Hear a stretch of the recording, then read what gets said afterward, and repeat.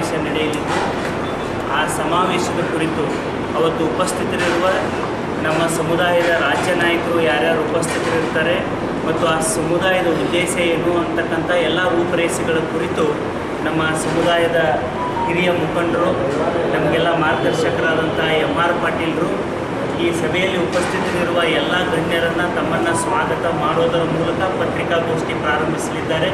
ನಾನು ಅಕ್ಷರ ಮಾಧ್ಯಮ ಮತ್ತು ದೃಶ್ಯ ಮಾಧ್ಯಮದ ಎಲ್ಲ ಪ್ರತಿನಿಧಿಗಳಿಗೆ ಈ ಪತ್ರಿಕಾಗೋಷ್ಠಿಗೆ ತುಂಬ ಹೃದಯದ ಸ್ವಾಗತವನ್ನು ಬಯಸ್ತೇನೆ.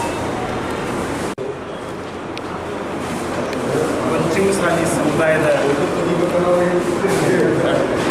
ಕಾಂಗ್ರೆಸ್ ಪಕ್ಷಕ್ಕೆ ಬೆಂಬಲಿತ ಇರುವ ಸಮುದಾಯದ ಜನರನ್ನು ಇಂಚಿಗೇರಿ ಗ್ರಾಮದಲ್ಲಿ ಸೇರಿಸಿ ಸಮಾಜದ ಮತ್ತು ಪಕ್ಷದ ಮತ್ತು ಯಾಕೆ ನಾವು ಕಾಂಗ್ರೆಸ್ ಪಕ್ಷಕ್ಕೆ ಬೆಂಬಲಿಸಬೇಕಂತಕ್ಕಂಥ ಹಲವಾರು ವಿಚಾರಗಳನ್ನು ಇಟ್ಟುಕೊಂಡು ಕರೆಯತಕ್ಕಂಥ ಈ ಒಂದು ಸಭೆಗೆ ಇವತ್ತು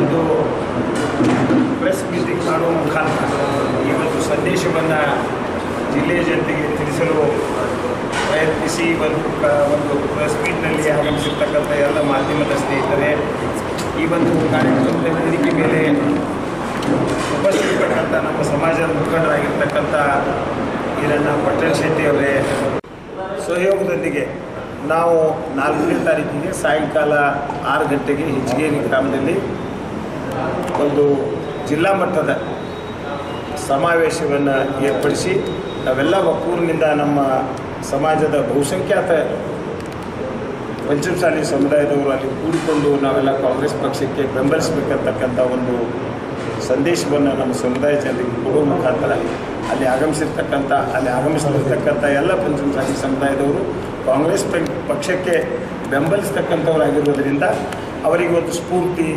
ಅವರಿಗೊಂದು ಚೈತನ್ಯ, ಒಂದು ಸಮಾಜದ ಒಂದು ಧೈರ್ಯವನ್ನು ತುಂಬುವ ಸಲುವಾಗಿ ನಮ್ಮ ರಾಜ್ಯ ನಾಯಕರಾಗಿರ್ತಕ್ಕಂಥ ವಿನಯ್ ಕುಲಕರ್ಣಿ MLA ಧಾರವಾಡ ಅವರು ಆಗಮಿಸಲಿದ್ದಾರೆ. ಅದೇ ರೀತಿ ವಿಜಯಾನಂದ ಕಾಶ್ಯಪ್ನವರು ಹುಣಗುಂದ MLA ಅವರು, BR ಪಾಟೀಲ್ ಆಳಂದ್ MLA ಆಳಂದ್ ಅವರು, MY ಪಾಟೀಲ್ ಅಫ್ಜಲ್ಪುರ್ ಶಾಸಕರು, ಅಶೋಕ್ ಮನಗೂಳಿ ಸಿಂದಗಿ ಶಾಸಕರು, ಸಂಗಣ್ಣ ಕರಡಿ ಅವರು ಕೊಪ್ಪಳದ MP ಅವರು, ಇನ್ನೂ ಹಲವಾರು ಜನ ನಮ್ಮ ಸಮಾಜದ ಮುಖಂಡರು ಆ ಸಭೆಯಲ್ಲಿ ಪಾಲ್ಗೊಂಡು ನಮ್ಮೆಲ್ಲ ಸಮುದಾಯ ಜನರನ್ನು ಉದ್ದೇಶಿಸಿ ಅವರು ಮಾತನಾಡಿ ನಮಗೆಲ್ಲ ಕಾಂಗ್ರೆಸ್ ಪಕ್ಷಕ್ಕೆ ಬೆಂಬಲಿಸಬೇಕಂತಕ್ಕಂಥ ಒಂದು ಸಂದೇಶವನ್ನು ಕೊಡುವ ಸಲುವಾಗಿ ಅವರು ಈ ಒಂದು ಗೋಷ್ಠಿ ಮುಖಾಂತರ ಈ ಜಿಲ್ಲೆಯ ಜನರಿಗೆ ಆಹ್ವಾನವನ್ನು ಮಾಡಲಿಕ್ಕೆ ನಮಗೆಲ್ಲ ತಿಳಿಸಿದ ಹಾಗೆ ನಾವು ಇವತ್ತು ಒಂದು ಪ್ರೆಸ್ ಮೀಟನ್ನು ಇಲ್ಲಿ ಕರೆಯಲಾಗಿದೆ. ಈ ಒಂದು ಸಭೆಯಲ್ಲಿ ಸುಮಾರು 10,000 ಜನರನ್ನಲ್ಲಿ ಕೂಡಿಸ್ತಕ್ಕಂಥ ನಾವೆಲ್ಲ ಪ್ರಯತ್ನ ಮಾಡ್ತಾಯಿದ್ದೇವೆ. 10,000 ಜನ ಸೇರಿ ಅಲ್ಲಿ 10,000 ಜನ ಅಲ್ಲಿ ನಮ್ಮ ಒಂದು ಕಾರ್ಯಕ್ರಮದಲ್ಲಿ ಸೇರಿದ್ದಾರೆ. ಅವರೆಲ್ಲರೂ ಒಕ್ಕೂರಿನಿಂದ ನಾವು ಕಾಂಗ್ರೆಸ್ ಪಕ್ಷಕ್ಕೆ ಬೆಂಬಲಿಸ್ತಕ್ಕಂಥ ನಿರ್ಣಯವನ್ನು ತೆಗೆದುಕೊಂಡು ನಾವೆಲ್ಲರೂ ಕೂಡ ಬರ್ತಕ್ಕಂಥ 7ನೇ ತಾರೀಕಿನ ಮತದಾನದಿಂದಂದು ನಮ್ಮ ಸಮಾಜದ ಬಹುಸಂಖ್ಯಾತರೆಲ್ಲರೂ ಕೂಡಿಕೊಂಡು ನಾವು ಕಾಂಗ್ರೆಸ್ ಪಕ್ಷಕ್ಕೆ ಬೆಂಬಲಿಸ್ತಕ್ಕಂಥ ಒಂದು ನಿರ್ಣಯವನ್ನು ತೆಗೆದುಕೊಂಡು ನಿಷ್ಕ್ರಿಯವಾಗಿರ್ತಕ್ಕಂಥ ಲೋಕಸಭಾ ಸದಸ್ಯರು ಈಗಿರ್ತಕ್ಕಂಥವರು ಅವರು ಕ್ರಿಯಾಶೀಲರಾಗಿಲ್ಲ. ಅಷ್ಟೇ ಅಲ್ಲ, ಈ ಜಿಲ್ಲೆಯ ಅಭಿವೃದ್ಧಿಗೋಸ್ಕರ ಯಾವುದೇ ಕೆಲಸಗಳನ್ನು ಮಾಡಿಲ್ಲ. ಕೇವಲ ಮಾತಿನಲ್ಲಿ ಹೇಳಿದರೆ ಆಗುವುದಿಲ್ಲ. ಹಲವಾರು ಸಮಾಜದ ಜೊತೆ ವೈಷಮ್ಯವನ್ನಿಟ್ಟುಕೊಂಡು ಜಿಲ್ಲೆಯಲ್ಲಿ ಕೇವಲ ಒಡೆದು ಆಳ್ತಕ್ಕಂಥ ನೀತಿಯನ್ನು ಅನುಸರಿಸತಕ್ಕಂಥವರಿಗೆ ಈ ಸಲ ಸಾರಾಸಗಟವಾಗಿ ತಾತ್ಸಾರ ಮಾಡುವ ಮುಖಾಂತರ ನಾವು ನಮ್ಮ ಸಮುದಾಯದ ವತಿಯಿಂದ ಅವರನ್ನು ಬೆಂಬಲಿಸ್ತಕ್ಕಂಥ ಕಾಂಗ್ರೆಸ್ಸನ್ನು ಬೆಂಬಲಿಸ್ತಕ್ಕಂಥ ಪ್ರಯತ್ನವನ್ನು ನಾವೆಲ್ಲ ಮಾಡ್ತಾಯಿದ್ದೇವೆ.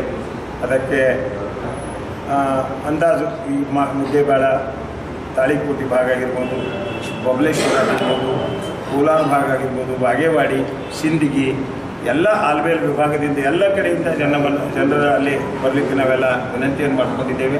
ಅವರೆಲ್ಲರೂ ಭಾಳ ಉತ್ಸಾಹ ಹುರುಪಿನಿಂದ ಅಲ್ಲಿ ಪಾಲ್ಗೊಂಡು ಈ ಒಂದು ಸಮಾಜದ ಒಂದು ಸಭೆಯನ್ನು ಯಶಸ್ವಿಗೊಳಿಸಿ ಎಲ್ಲರೂ ಕೂಡ ಕಾಂಗ್ರೆಸ್ ಪಕ್ಷಕ್ಕೆ ಬೆಂಬಲಿಸಬೇಕಂತಕ್ಕಂಥ ಉದ್ದೇಶವನ್ನಿಟ್ಟುಕೊಂಡು ಕರೆದಿರ್ತಕ್ಕಂಥ ಸಭೆಗೆ ಅವರು ಸಹಮತ ಕೂಡ ವ್ಯಕ್ತಪಡಿಸಿದ್ದಾರೆ. ಆ ಒಂದು ಕಾರ್ಯಕ್ರಮದ ಮೂಲಕ ಈ ಜಿಲ್ಲೆಯ ಬಹುಸಂಖ್ಯಾತರ ನಮ್ಮ ಸಮುದಾಯದ ಜನರು ಕಾಂಗ್ರೆಸ್ಸಿಗೆ ಬೆಂಬಲಿಸ್ತಕ್ಕಂಥ ನಿರ್ಣಯವನ್ನು ಕೈಗೊಂಡು ನಾವೆಲ್ಲರೂ ಕೂಡ ಕಾಂಗ್ರೆಸ್ಗೆ ಬೆಂಬಲಿಸ್ತಕ್ಕಂಥ ನಿರ್ಣಯವನ್ನು ಮಾಡ್ತಾಯಿದ್ದೇವೆ. ಪಂಚಮಸಾಲಿ ಎಷ್ಟಿದ್ದಾರೆ ಜಿಲ್ಲೆಯಲ್ಲಿ? ಒಟ್ಟು ಸರ್ ನಮ್ಮ ಸಮುದಾಯದ ಮತಗಳು ನಮ್ಮ ಜಿಲ್ಲೆಯಲ್ಲಿ 2 ಲಕ್ಷಕ್ಕೂ ಅಧಿಕ ಮತಗಳು ಈ ಒಂದು ಸಮುದಾಯದ ಮತಗಳು ಈ ನಮ್ಮ ಜಿಲ್ಲೆಯಲ್ಲಿ ಇದ್ದಾವೆ. ನಿಖರವಾದ ಸಂಖ್ಯೆ ಗೊತ್ತಿಲ್ಲ, 2 ಲಕ್ಷಕ್ಕಿಂತ ಅಧಿಕವಾಗಿರ್ತಕ್ಕಂಥ ಮತದಾರರಿದ್ದಾರೆ.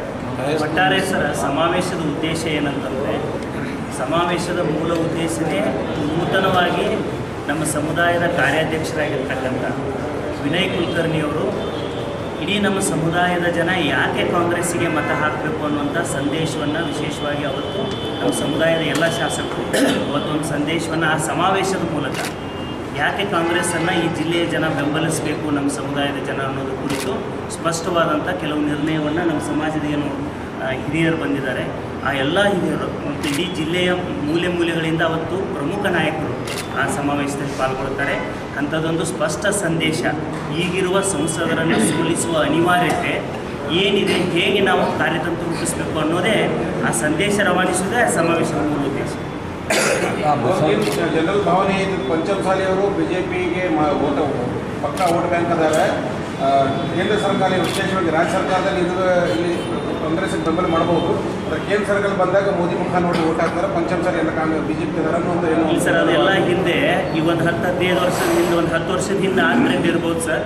ಆದರೆ ಇವತ್ತು ಸಮುದಾಯದ ಎಲ್ಲ ಯುವಕರು ವಿದ್ಯಾವಂತರಾಗಿದ್ದಾರೆ, ಸಾಮಾಜಿಕ ಜಾಲತಾಣ ಬಂದಿದೆ, ನಿಮ್ಮ ಮಾಧ್ಯಮ ಭಾಳಷ್ಟು ಪ್ರಭಾವಿಯಾದಂಥ ಪಾತ್ರವನ್ನು ಸಮಾಜದ ಪರಿವರ್ತನೆಯಲ್ಲಿ, ಜನರ ಮನಸ್ಸಿನ ಪರಿವರ್ತನೆಯಲ್ಲಿ ಮಾಧ್ಯಮ ಕೂಡ ಪಾತ್ರ ವಹಿಸ್ತಾ ಇರೋದ್ರಿಂದ ನಮ್ಮ ಸಮುದಾಯದ ಜನ ಭಾಳಷ್ಟು ಎಜುಕೇಟೆಡ್ ಇರೋದ್ರಿಂದ ಮತ್ತು ಒಂದು ಊರಿನಲ್ಲಿ ಎಲ್ಲ ಸಮುದಾಯದೊಂದಿಗೆ ಹಾಲು ಸಕ್ಕರೆ ಅಂತ ಬಾಂಧವ್ಯ ಇರ್ತಕ್ಕಂಥ ಜನ, ನಮ್ಮ ಜನರ ಸದ್ಭಾವನೆ ಏನು ಅಂತಂದರೆ ಎಲ್ಲವನ್ನು ಸೂಕ್ಷ್ಮವಾಗಿ ಗ್ರಹಿಸಿ ನಾವು ಯಾರ ಜೊತೆಗೆ ಇರಬೇಕು ಇರಬಾರ್ದು ಅನ್ನೋದನ್ನು ಗ್ರಹಿಸುವ ಮತ್ತು ನಿರ್ಧಾರ ತೆಗೆದುಕೊಳ್ಳುವ ನಿರ್ಧಾರಕ ಸಾಮರ್ಥ್ಯವನ್ನು ನಮ್ಮ ಜನ ಈಗ ಬೆಳೆಸ್ಕೊಂಡಿದ್ದಾರೆ. ಅಂಥ ಭಾವನೆ ಈಗ ಅಳಿದು ಹೋಗಿದೆ. ಸರ್, ಈಗ ಸರ್ ಒಗ್ಗಟ್ಟಿಗೆ ನಾವು ಹೋಗಬೇಕು ಪಂಚಮಸಾಲಿ ಅಂತ ಇಲ್ಲಿ ಯಾರು ಒಂದು ಯತ್ನಾಳ್ ಅವರಿಗೆ ಭಾರತೀಯ ಜನತಾ ಪಕ್ಷದಿಂದ ಸಾಕಷ್ಟು ಅನ್ಯಾಯ ಆಗಿದೆ. ಅವರು ಮುಖ್ಯಮಂತ್ರಿ ಕ್ಯಾಂಡಿಡೇಟ್ ಅಂತೇಳಿ ಬಿಂಬಿಸಿದ್ರು, ವಿರೋಧ ಪಕ್ಷದ ನಾಯಕತ್ವ ಬಿಂಬಿಸಿದ್ರು, ರಾಜ್ಯ ಅಧ್ಯಕ್ಷರಾಗ್ತಾರೆ ಭಾರತೀಯ ಜನತಾ ಪಕ್ಷದ ಅಂತೇಳಿ ಬಿಂಬಿಸಿದ್ರು. ಎಲ್ಲ ಒಂದು ಪಿತೂರಿ ಮಾಡಿ ಅದರಲ್ಲಿ ನಮ್ಮ ಸಂಸದರು ಪಾತ್ರ ಅದ. ಇಂಥ ಎಲ್ಲ ಪಿತೂರಿಗಳಿಂದ ಅವರನ್ನು ಯಾವುದೇ ಒಂದು ಹುದ್ದೆ ಕೊಡಲಿಕ್ಕೆ ಅವಕಾಶ ಕೊಡಲಿಲ್ಲ. ಸಮುದಾಯ ದೃಷ್ಟಿಯಿಂದ ಯತ್ನಾಳ್ ಅವರಿಗೆ ಯಾವ ಪೋಸ್ಟ್ ಕೊಟ್ಟಾರೆ? Is only MLA, not other than MLA, ಏನೂ ಆಗಲಿಕ್ಕೆ ಹೋಗಲಿಲ್ಲ. ಅಲ್ಲ, ಅಲ್ಲಿ ಯತ್ನಾಳವರು ಹಂಗೆ ಹೇಳ್ತಾರೆ, ಆಮೇಲೆ ಕಾಶ್ಯಪ್ನವರು ಏನಿದು ಗಲಾಟೆ ಯಾಕೆ ಸರ್? ನೋಡಿ, ದಯವಿಟ್ಟು ಈ ಪತ್ರಿಕಾಗೋಷ್ಠಿಯ ಮೂಲ ಉದ್ದೇಶ ನಮ್ಮ ಸಮಾವೇಶದ ಮೂಲಕ ನಾವು ಸಂದೇಶವನ್ನು ರವಾನಿಸುವಂಥದ್ದು. ಬಸನಗೌಡ ಪಾಟೀಲ್ ಯತ್ನಾಳ್ ಅವ್ರ ಬಗ್ಗೆ, ಕಾಶ್ಯಪ್ನವ್ರ ಬಗ್ಗೆ ಚರ್ಚೆ ಮಾಡೋದಕ್ಕೋಸ್ಕರ ನಾವು ಈ ಪತ್ರಿಕಾಗೋಷ್ಠಿಯನ್ನು ಕರೆದಿಲ್ಲ. ಅವರೆಲ್ಲ ನಮ್ಮ ಸಮಾಜದ ಮುಖಂಡರು, ಸಮಾಜ ವೇದಿಕೆಯಲ್ಲಿ ಜಗದ್ಗುರುಗಳ ಜೊತೆ ಟೂಲಿಗಾಗಿ ಹೋರಾಟ ಮಾಡ್ತಕ್ಕಂಥ ಭಾಗ ಒಂದು ಕಡೆ. ಆದರೆ ನಮ್ಮ ಸಮುದಾಯ ಈಗೇನು ಈರಣ್ಣ ಪಟ್ಟಣ ಶೆಟ್ಟಿ ಕಕ್ಕು ಅವರು, MR ಪಾಟೀಲ್ರು, VS ಪಾಟೀಲ್, RJ ಕಾಕೋರು ಎಲ್ಲ ಹಿರಿಯರು ಯಾಕೆ ಬಂದಿವೆ ಅಂತಂದರೆ, ಇಲ್ಲಿ ನಮ್ಮ ಸಮುದಾಯದ ಜನ ಎಲ್ಲ ಪಕ್ಷದಲ್ಲಿರ್ಬೋದು, ಆದರೆ ಕಾಂಗ್ರೆಸ್ ಬೆಂಬಲಿತ ಸಮುದಾಯದ ಬೆಂಬಲಿಗರೊಂದು ಕಡೆ ಸೇರಿ ನಮ್ಮ ಸಮುದಾಯದ ಕಾಂಗ್ರೆಸ್ನಲ್ಲಿರುವ ನಾಯಕರ ಮೂಲಕ ನಮ್ಮ ಸಮುದಾಯದ ಇಲ್ಲಿಯವರೆಗೆ ಸಮುದಾಯದ ಮೇಲೆ ಆಗಿರುವ ಈಗಿರುವ ಅಭ್ಯರ್ಥಿ ಏನು ಲೋಕಸಭಾ ಸದಸ್ಯರಿದ್ದಾರೆ ಅವರಿಂದ ಈ ಸಮುದಾಯಕ್ಕೆ ಏನೇನು ಆಗಿದೆ ಅನ್ನೋದರ ಆತ್ಮಾವಲೋಕನ ಸಭೆ, ಅಲ್ಲಿ ಒಂದು ಅಂತಿಮ ನಿರ್ಧಾರವನ್ನು ಖಂಡಿತವಾಗಿ ಅಲ್ಲಿ ಕಾಂಗ್ರೆಸ್ಸಿಗೆ ಬೆಂಬಲಿಸೋರು ಅಲ್ಲಿ ಸೇರ್ತಾರೆ, ಬೆಂಬಲಿಸಬೇಕನ್ನೋರು ಅಲ್ಲಿ ಸೇರ್ತಾರೆ. ಒಂದು ಸಮುದಾಯದಲ್ಲಿ ಎರಡೂ ಪಕ್ಷದಲ್ಲಿ ಎಷ್ಟೆಷ್ಟು ಪಕ್ಷ ಅಸ್ತಿತ್ವದಲ್ಲಿದ್ದಾವೋ ಆ ಎಲ್ಲ ಪಕ್ಷದಲ್ಲೂ ನಮ್ಮ ಜನ ಇರ್ತಾರೆ. ಆದರೆ ಆ ಜನ ಈ ಸಮುದಾಯಕ್ಕಾಗಿರುವ ಅನ್ಯಾಯವನ್ನು ಸೂಕ್ಷ್ಮವಾಗಿ ಗಮನಿಸಿರ್ತಾರೆ. ಆ ಗಮನಿಸಿರುವಂಥವರು ಕೂಡ ಪಕ್ಷ ಪಂಗಡ ಭೇದ ಭಾವ ಮರೆತು ಅಲ್ಲಿ ಪಾಲ್ಗೊಳ್ಳಲಿದ್ದಾರೆ. ಅಲ್ಲಿ ಅವತ್ತೇನು ಸಂದೇಶ ಬರ್ತದೆ ಅದನ್ನು, ಆ ಸಂದೇಶವನ್ನು ಮನೆಗಳಿಗೆ ತಲುಪಿಸ್ತಕ್ಕಂಥ ಕೆಲಸ ನಮ್ಮ ಜನ ಮಾಡ್ತಾರೆ. ಅದಕ್ಕಾಗಿಯೇ ಇವತ್ತು ಆ ಸಮಾವೇಶ ಕರೆದರು. ಅಂದರೆ ಕಾಂಗ್ರೆಸ್ನಿಂದ ನಿರೀಕ್ಷೆ ಪಿತೂರಿ ಮಾಡಿದ್ರು ಅಂತ ಇವತ್ತು ಅದೇ ಯತ್ನಾಳ್ MP ಅವ್ರ ಪರವಾಗಿ ನಿಂತಿದ್ದಾರೆ, ಅವರು ಚುನಾವಣೆ ಮಾಡ್ತಾ ಇದ್ದಾರೆ, ಅನಿವಾರ್ಯ ಪಕ್ಷ ಎಷ್ಟು ಪ್ರಮಾಣ ಬೆನ್ನೆಲುಬಾಗಿ ನಿಂತಿದ್ದಾರೆ ಅನ್ನೋದು ನಮ್ಮ ಸಮುದಾಯ ಜನರಿಗೆ ಗೊತ್ತದು. ಇದು ಪಿತೂರಿ. ಎರಡನೇದು, ನಮ್ಮ ಸಮಾಜದ ಗುರುಗಳು ಜಯ ಮೃತ್ಯುಂಜಯ ಸ್ವಾಮೀಜಿ ಅವರು, ಜಗದ್ಗುರುಗಳು, ಸುಮಾರು 1,000 ಕಿಲೋಮೀಟರ್ಗಟ್ಟು ಪಾದಯಾತ್ರೆ ಮಾಡಿ ಮೀಸಲಾತಿ ಸಲುವಾಗಿ ಹೋರಾಟ ಮಾಡಿದಾಗ ಸೌಜನ್ಯಕ್ಕೂ ಕೂಡ ಈಗಿರ್ತಕ್ಕಂಥ ನಮ್ಮ ಸಂಸದರು ಅದಕ್ಕೆ ಬೆಂಬಲ ಸೂಚಿಸಲಿಲ್ಲ. ಒಂದು ದಿನ ಕೂಡ ಅದರಲ್ಲಿ ಭಾಗವಹಿಸಲಿಲ್ಲ. ಈ ಸಮುದಾಯಕ್ಕೆ ಒಂದು ಹಕ್ಕನ್ನು ಕೊಡಿಸ್ತೀನಿ ಅಂತಕ್ಕಂಥ ಮಾತನ್ನು ಹೇಳಿಲ್ಲ. ಬೇರೆ ಎಲ್ಲ ಪಕ್ಷದವರು ಬೇರೆ ಎಲ್ಲ ನಾಯಕರುಗಳು ಕೂಡ ಅದಕ್ಕೆ ಒಂದು ಪೂರ್ಣ ಒಂದು ಬೆಂಬಲ ಕೊಟ್ಟರು ಕೂಡ ಸಂಸದರು ಅದರ ಬಗ್ಗೆ ಚಕಾರ ಶಬ್ದ ಎತ್ತಲಿಲ್ಲ. ಇದು ಕೂಡ ನಮ್ಮ ಸಮಾಜದಲ್ಲಿ ಒಂದು ನೋವಿದೆ.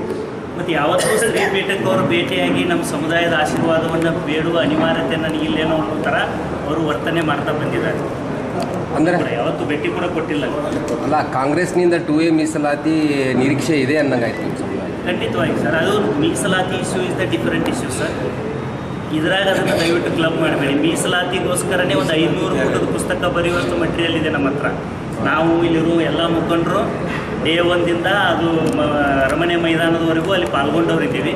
ನಮ್ಮ ಸಮಾಜದ ಮುಖಂಡರು ತಮ್ಮ ರಾಜಕೀಯ ಇಚ್ಛಾಶಕ್ತಿಗೆ ತಮ್ಮ ವೇದಿಕೆಗಳನ್ನು ಬಳಸಿ ಏನು ಮಾತಾಡ್ತಾರೋ ಅದಕ್ಕೆ ಸಮಾಜ ಜವಾಬ್ದಾರಿ ಅಲ್ಲ, ಅದಕ್ಕೆ ಅವರವರೇ ಹೇಳಿಕೆ ಕೊಟ್ಟವರೇ ಜವಾಬ್ದಾರ. ಆದರೆ ನಮ್ಮ ಉದ್ದೇಶ, ಈ ಪತ್ರಿಕಾಗೋಷ್ಠಿಯ ಉದ್ದೇಶ, ನಾವು ಸಮಾವೇಶದ ಮೂಲಕ ನಮ್ಮ ಸಮಾಜ ಯಾವ ರೀತಿ ಈಗ ಕಾಂಗ್ರೆಸ್ಸನ್ನು ಬೆಂಬಲಿಸ್ರಿ, ಯಾಕೆ ಬೆಂಬಲಿಸಬೇಕು ಅನ್ನೋ ಸಂದೇಶ ರವಾನಿಸೋದಕ್ಕೋಸ್ಕರ ಪತ್ರಿಕಾಗೋಷ್ಠಿ. ಅವರಿಗೆ BCM ಹುದ್ದೆ ಆಗಲಿ, ವಿರೋಧ ಪಕ್ಷದ ನಾಯಕ ಆಗಲಿ, CM ಸ್ಥಾನದ ಅಧಿಕಾರ ವಂಚಿತರಾಗುವಲ್ಲಿ ಸಂಸದರ ಪಾತ್ರ ಇದೆ ಅಂತ. ಹೌದು, ಯಾವ ರೀತಿ ಅಂತ ಸರ್. ಈಗ ತಮಗೆಲ್ಲ ಗೊತ್ತಿದ್ದಾಗೆ BJPಯಲ್ಲಿ 2 ಬಣಗಳಿದ್ದಾವೆ. 2 ಬಣಗಳು, ಒಂದು ಪರವಾಗಿರ್ತಕ್ಕಂಥವ್ರು, ಒಂದು ಈಗ ಈಶ್ವರಪ್ಪನವರ ಏನು ಪರಿಸ್ಥಿತಿ ಆಗ್ಯದ ಅವರಿಗೆ ಹೆತ್ತಾಳವ್ರಿಗೆ ಆಗೋದಿಲ್ಲ, ಅದು ಇಲ್ಲ ಅನ್ನಿಸ್ತದೆ ನಮಗೆ ನೋಡಿದ್ರೆ. ಈಗ ಭಾರತೀಯ ಜನತಾ ಪಕ್ಷದ ವರ್ತನೆಗಳು ನೋಡಿದ್ರೆ ಈಶ್ವರಪ್ಪನವ್ರಿಗೆ ಯಾವ ಒಂದು ಪಕ್ಷವನ್ನು ತಳಮಟ್ಟದಿಂದ ಬೆಳೆಸಿ ರಾಜ್ಯದಲ್ಲಿ ಸರ್ಕಾರ ರಚನೆ ಮಾಡುವ ಸಲುವಾಗಿ ಏನೆಲ್ಲ ಪ್ರಯತ್ನ ಮಾಡಿದರು ಅಂಥವ್ರಿಗೆ ಉಚ್ಚಾಟನೆಗೊಳ್ತಕ್ಕಂಥ ಸಂದರ್ಭ ಬಂತು. ಈಗ ಹೆತ್ತಾಳವರಿಗೂ ಆ ಪರಿಸ್ಥಿತಿ ತರ್ತಾರೇನೋ ಅನ್ನುವಂಥ ಪರಿಸ್ಥಿತಿ ವಾತಾವರಣ ನಿರ್ಮಾಣ ಆಗ್ತಾ ಇದೆ. ಯತ್ನಾಳ ಬಗ್ಗೆ ನೀವು ಭಾಳ ಗಣೀಕರ ತೋರಿಸಾಕ್ತೀರಿ, ನನಗೆ ಅನ್ನಿಸ್ತೈತಿ. ಆದರೆ ಇದೇ ಯತ್ನಾಳ ಜಾತಿ ವಿಷಯ ವಿಜ್ಞಾನ ಆರೋಪ ಐತೆ, ಮುಸಲ್ಮಾನ್ ಬೇಕಾಗಿಲ್ಲ ನಮ್ಮ ಟುಪ್ಪಿ ಬರೋ ಅಂತ ಮಾತಾಡ್ತಾರೆ. ಸ್ಪಷ್ಟವಾಗಿ ಈಗ ವಾದ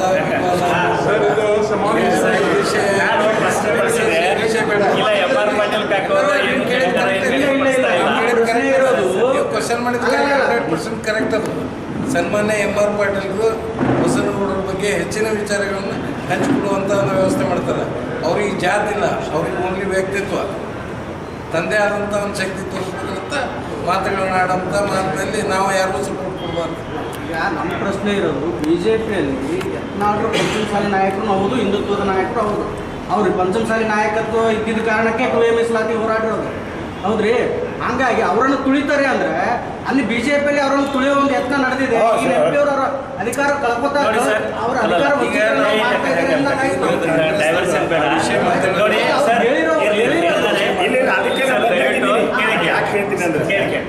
ಸರ್, ಯತ್ನಾಳ್ ಅವರನ್ನ BJP ಅವರು ತುಳಿತಾರೋ, BJP ಅವರನ್ನ ಯತ್ನಾಳ್ ಅವರು ತುಳಿತಾರೋ, ಅದು ನಮ್ಮ ಸಮಾವೇಶಕ್ಕೂ ನಮ್ಮ ಪಕ್ಷಕ್ಕೂ ಸಂಬಂಧ ಪಡದೇ ಇರುವಂತ ವಿಚಾರ. ಇದು ಕಾಂಗ್ರೆಸ್ ಹೇಳಿದ್ರು ಸರ್. ಜಿಗಜಿಣಿಗೆ ಅವರು ಯತ್ನಾಳರನ್ನ ಅಧಿಕಾರದಿಂದ ವಂಚಿತರಾಗಲಿಕ್ಕೆ ಪಾತ್ರ ಆದರು ಅಂತ ಹೇಳಿದ್ರಲ್ಲ.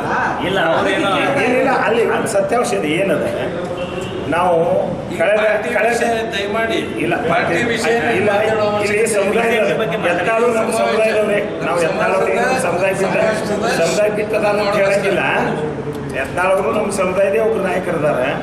ಅರವಿಂದ್ ಬೆಲ್ಲದ ಮತ್ತು ಬಸವರಾಜ ಪಾಟೀಲ್ ಯತ್ನಾಳವರು ಇವರು ಮುಖ್ಯಮಂತ್ರಿ ರೇಸ್ನಲ್ಲಿ ಇದ್ದಾರೆ ಅಂತ ಬರೀತಿದ್ರು. ಎಲ್ಲ ಪತ್ರಿಕೆಗಳೆಲ್ಲ ನೋಡ್ತಿದ್ದೆವು. ಆ ಹಂತಕ್ಕಿದ್ದವ್ರಿಗೆ ಒಂದು ಸಣ್ಣ ಮಂತ್ರಿ ಪದ ಕೊಡಿಸುವ ಸಹಿತ ಯೋಗ್ಯತೆ ಬರಲಿಲ್ಲ. ಆ ಪಕ್ಷಕ್ಕೆ ನಾವು ಯಾಕೆ ಬೆಂಬಲ ಮಾಡಬೇಕು ಅನ್ನೋದು ಇದು ಒಂದು ಸಿಗ್ತದೆ ನಮ್ಮ ಸಮುದಾಯ ಜನರಿಗೆ. ಇನ್ನು ಮುಂದೆ ಮುಖ್ಯಮಂತ್ರಿ ಮಾಡ್ತೀವಿ ಅಂತಂದ್ರೆ ಇದು ಮಾಡುತ್ತೇವೆ ಬೇರೆ ತೇವೆ. ಈಗೆಲ್ಲ 66 ಸೀಟ್ ಬಂದವ್ರು ಹೆಂಗೆ ಮುಖ್ಯಮಂತ್ರಿ ಅಲ್ಲ, ಅವ್ರನ್ನ ಬೇಕಾದ್ರೆ ಅವ್ರು ಪ್ರಧಾನಮಂತ್ರಿ ಮಾಡ್ರಿ, ಅದು ಅವ್ರ ಪಕ್ಷದ ಆಂತರಿಕ ವಿಚಾರ. ದಯವಿಟ್ಟು ಅದ್ರ ಬಗ್ಗೆ ಎಷ್ಟು ಬೆಳಕು ಚೆಲ್ಲಬೇಡ್ರಿ. ನಮ್ಮ ಸಮಾವೇಶನ ಹೈಲೈಟ್ ಮಾಡಿ ನಮ್ಮ ಸಮಾವೇಶಕ್ಕೆ ಎಷ್ಟು ಜನ ಬರ್ಬೋದು ಸರ್? ಸಂದೇಶನ ಜನರಿಗೆ ತಲುಪಿಸೋಕೆ. ಅಲ್ಲ, ನಿಮ್ಮ ಸಮಾವೇಶಕ್ಕೆ ಎಷ್ಟು ಜನ ಬರ್ಬೋದು ಸರ್? 10,000 ಜನ ಸರ್. 2 ಲಕ್ಷ ಮತದಾರರು ಇದ್ದಾರೆ. ಅಲ್ಲ, ನಾವು ಪ್ರಮುಖರು ಮಾತ್ರ ಕರಿತಾ ಇದ್ದೀವಿ ಸರ್. ಎಲ್ಲ ಮತದಾರನ ಹೆಂಗೆ ಒಯ್ಲಿಕ್ಕೆ ಆಗ್ತದೆ? 10,000 ಜನ ಪ್ರಮುಖರಲ್ಲಿ ಸೇರ್ತಾರೆ, ಒಂದು ಒಕ್ಕೂರು ನಿರ್ಣಯ ಮಾಡ್ತಾರೆ. ಮತ್ತೆ ಸಮುದಾಯನ ಸರಿ. ಅಲ್ಲಿ ನಮ್ಮಲ್ಲಿ ಕೆಲವೊಬ್ರು BJP ಅದಾರ, ಅವರು ಅಲ್ಲಿ ಬರಂಗಿಲ್ಲ, ನಾವು ಅವ್ರಿಗೆ ಕರೆಯಂಗಿಲ್ಲ. ಯಾಕೆ ಕರೆಯಂಗಿಲ್ಲ ಅಂದ್ರೆ ಅವ್ರದ್ದು ಇಚ್ಛಾ ಇರ್ತದೆ. ಏನೋ ಆದರೆ ಎರಡೂ ಕಡೆ ಇಲ್ಲ ಅಂತ ನ್ಯೂಟ್ರಲೈಸ್ ಇರ್ತಾರೆ. ಅವ್ರು ಬರ್ತಾರೆ ಅಂತ ಅವತ್ತಿನ ನಿರ್ಧಾರ ಜನರಿಗೆ ತಲುಪಿಸಿ. ಶ್ರೀಗಳು ಬರ್ತಾರಾ ಸರ್? ಪಂಚಮಸಾಲಿ ಶ್ರೀಗಳು, ಕೂಡಲ ಸಂಗಮ ಶ್ರೀಗಳು ಬರ್ತಾ ಇದ್ದಾರೆ. ಅಲ್ಲ, ಇದು ಒಂದು ಪಕ್ಷದ ಬೆಂಬಲಿತ ಸಭೆ ಆಗಿರುವುದರಿಂದ ನಮ್ಮ ಸಮುದಾಯದ ಯಾವ ಜಗತ್ತು ಅದರಲ್ಲಿ ಪಾಲ್ಗೊಳ್ಳಿ. ಬಾಗಲಕೋಟೆಯಲ್ಲಿ ಇದೇ ಥರ ಸಮಸ್ಯೆ ಇದೆಯಾ? ಅದು ಇದೆಯಾ? ಅಲ್ಲಿ ಬಾಗಲಕೋಟೆ ಜಿಲ್ಲಾ ಮುಖಂಡರು ಆ ತೀರ್ಮಾನ ತಗೊಂಡು ಅವರು ತಮ್ಮ ತೀರ್ಮಾನ ಪ್ರಕಟಿಸ್ತಾರೆ. ಇವತ್ತು ನಮ್ಮ ಜಿಲ್ಲೆಯಲ್ಲಿ ಮಾತ್ರ ಇದು ಸೀಮಿತವಾಗಿ ತೆರೆದಿರುವುದು. ನಮ್ಮ ಲೋಕಸಭಾ ಕ್ಷೇತ್ರಕ್ಕೆ ಹೇಳಿ ದಯವಿಟ್ಟು ಒಂದು ವಿನಂತಿ, ತಾವೆಲ್ಲರೂ ಕೂತ್ಕೊಂಡು ಆ ಒಂದು ಸಮಾವೇಶಕ್ಕೂ ಬರಬೇಕಂತ ಹೇಳಿ ಆಹ್ವಾನ ಮಾಡ್ತೀವಿ. ಅಲ್ಲಿ ಸಮುದಾಯ, ಅಲ್ಲಿ ಚರ್ಚೆ ಮತ್ತು ಅಲ್ಲಿ ಒಂದು ಬೆಂಬಲ ಸಂದೇಶ ಸಮಾಜದ ಬೆಂಬಲ ಯಾವ ರೀತಿ ಪ್ರಕಟ ಆಗಿದೆ ವ್ಯಕ್ತ ಆಗ್ತದೆ ಹೇಳಿ ವಿನಂತಿ ಮಾಡ್ತೀವಿ. ಪತ್ರಿಕಾ ಮಾಧ್ಯಮ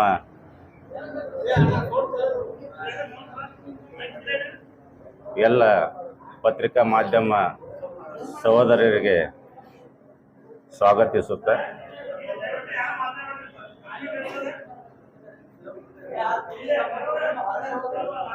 ನಿನ್ನೆ ನಡೆದ ಒಂದು ಪತ್ರಿಕಾಗೋಷ್ಠಿಯಲ್ಲಿ ಡಾಕ್ಟರ್ ಬಾಬು ರಾಜೇಂದ್ರ ನಾಯಕ್ ಅವರು ನಮ್ಮ ಸಂಸದರಾದಂಥ ರಮೇಶ್ ಜಿಗಜಿಣಿ ಅವರು ಇರ್ಬೋದು, ನಮ್ಮ ಜಿಲ್ಲೆಯ ಅಧ್ಯಕ್ಷರಾದಂಥ RS ಪಾಟೀಲ್ ಕೂಸ್ಬಾಳ್ ಅವರು ಹಾಗೂ ಅಪ್ಪಾಸಾಹೇಬ್ ಪಟ್ಟಣ ಶೆಟ್ಟಿ ಅವರ ಬಗ್ಗೆ ಕೇವಲ ಹಗುರವಾಗಿ ಮಾತನಾಡಿದ್ದಾರೆ. ಅವರು ಒಬ್ಬ ವೈದ್ಯರಾಗಿ ಯಾವ ರೀತಿ ಮಾತನಾಡಬೇಕು ಅನ್ನುವಂಥ ಒಂದು ಸೌಜನ್ಯ ಕೂಡ ಅವರಲ್ಲಿ ಇಲ್ಲ. ಅವರು ಹೇಳಿದ ಹಾಗೆ ಪ್ರಜಾಪ್ರಭುತ್ವ ರಾಷ್ಟ್ರ ಸಂವಿಧಾನದಲ್ಲಿ ಪ್ರತಿಯೊಬ್ಬರಿಗೆ ಈ ದೇಶದಲ್ಲಿ ಎಲ್ಲಿ ಬೇಕಾದಲ್ಲಿ ನಿಲ್ಲುವಂಥ ಅವಕಾಶ ಸಂವಿಧಾನದಲ್ಲಿ ಒದಗಿಸಿಕೊಟ್ಟಿದೆ. ಆದರೆ ನಮ್ಮ ನಾಯಕರಿಗೆ ಪ್ರಜ್ಞೆ ಇಲ್ಲ ಅಂತೇಳಿ ಹೇಳಿದ್ದಾರೆ. ನಾನು ಡಾಕ್ಟರ್ ರಾಜೇಂದ್ರ ಅವರಿಗೆ ಹೇಳ್ತೇನೆ, ತಾವು ಹೇಳಿಕೆಯನ್ನು ಸರಿಯಾಗಿ ತಿಳ್ಕೋಬೇಕು. ತಿಳುವಳಿಕೆಯ ಕೊರತೆ ಇದೆ ನಿಮಗೆ.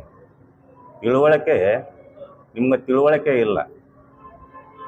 ಯಾಕಪ್ಪ ಅಂತಂದ್ರೆ ಪ್ರಜಾಪ್ರಭುತ್ವ ರಾಷ್ಟ್ರದಲ್ಲಿ ಯಾರು ಬೇಕಾದವರು ಚುನಾವಣೆ ಸ್ಪರ್ಧೆ ಮಾಡಬಹುದು. ಆದರೆ ಅಪ್ಪಾಸಾಹೇಬ್ ಪಟ್ಟಣ ಶೆಟ್ಟಿ ಅವರು ಹೇಳಿರೋದು ಅವರು ಚುನಾವಣೆ ನಿಲ್ಲಬಾರದು ಅಂತ ಎಲ್ಲಾದರೂ ಹೇಳಿದಾರ? ಹೇಳಿಲ್ಲ. ಚುನಾವಣೆಯಲ್ಲಿ ಅವರು ನಾಮಪತ್ರ ಸಲ್ಲಿಸಿ ಚುನಾವಣೆ ಸ್ಪರ್ಧೆ ಮಾಡಿದರು. ನಮ್ಮ ನಾಯಕರಾಗಲಿ ಅಥವಾ ಒಬ್ಬ ಸಾಮಾನ್ಯ ಕಾರ್ಯಕರ್ತನಾದರೂ ಕೂಡ ನೀವು ಚುನಾವಣೆಯಲ್ಲಿ ಸ್ಪರ್ಧೆ ಮಾಡಬೇಡ್ರಿ ಅಂಥೇಳಿ ಯಾರಾದರೂ ನಾವು ಭಾರತೀಯ ಜನತಾ ಪಕ್ಷದ ಒಬ್ಬರಾದರೂ ಅವ್ರಿಗೆ ಏನಾದರೂ ಹೇಳಿದೇವ? ಅವರು ಸಮೀಪಿಸೋದೇ ಹೋಗಿಲ್ಲ. ನಾವು ಯಾರು ಅವರೇ ಹೇಳ್ತಿದ್ರು, ನನಗೆ ಯಾರು ಮಾತಾಡ್ಸೋರಿ ನಾ ಹಿಂದೆ ತಕ್ಕೋಬೇಕಂತ ಹೇಳತ್ತೇನೆ ಅಂತೇಳಿ. ನಮ್ಮವ್ರು ಯಾವ ಒಬ್ಬ ಸಾಮಾನ್ಯ ಕಾರ್ಯಕರ್ತನೂ ತಲೆ ಕೆಡಿಸ್ಕೊಂಡಿದ್ದಿಲ್ಲ ಅವರು ಸ್ಪರ್ಧೆ ಮಾಡಿದಾರೆ ಅಂತೇಳಿ. ಯಾಕಂತಂದ್ರೆ ನಮ್ಮ ನಾಯಕರಿಗೆ ಆ ಜ್ಞಾನ ಇದೆ. ಪ್ರಜಾಪ್ರಭುತ್ವ ರಾಷ್ಟ್ರ, ಯಾರು ಬೇಕಾದವರು ಸ್ಪರ್ಧೆ ಮಾಡಬಹುದು ಅಂತೇಳಿ ಜ್ಞಾನ ಇದ್ದಲ್ಲೇ ಅವನು ಸಮೀಪ ಹೋಗಿಲ್ಲ. ಅವ್ರ ಸಮೀಪ.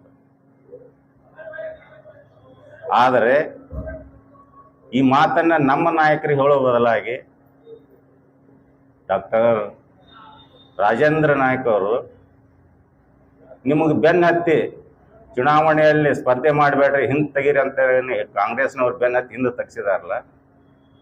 ಈ ಪ್ರಜಾಪ್ರಭುತ್ವ ರಾಷ್ಟ್ರ, ನಾವು ಸ್ಪರ್ಧೆ ಮಾಡಲಿಕ್ಕೆ ಅವಕಾಶ ಇದೆ, ನಮ್ಗೆ ಯಾಕೆ ಹಿಂದೆ ತೆಗೆಸ್ತೀರಿ ಅಂಥೇಳಿ ಆ ಪರಿಜ್ಞಾನ ಇಲ್ಲದಂಥ ಕಾಂಗ್ರೆಸ್ನವ್ರಿಗೆ ಹೇಳಬೇಕು ಅವರು.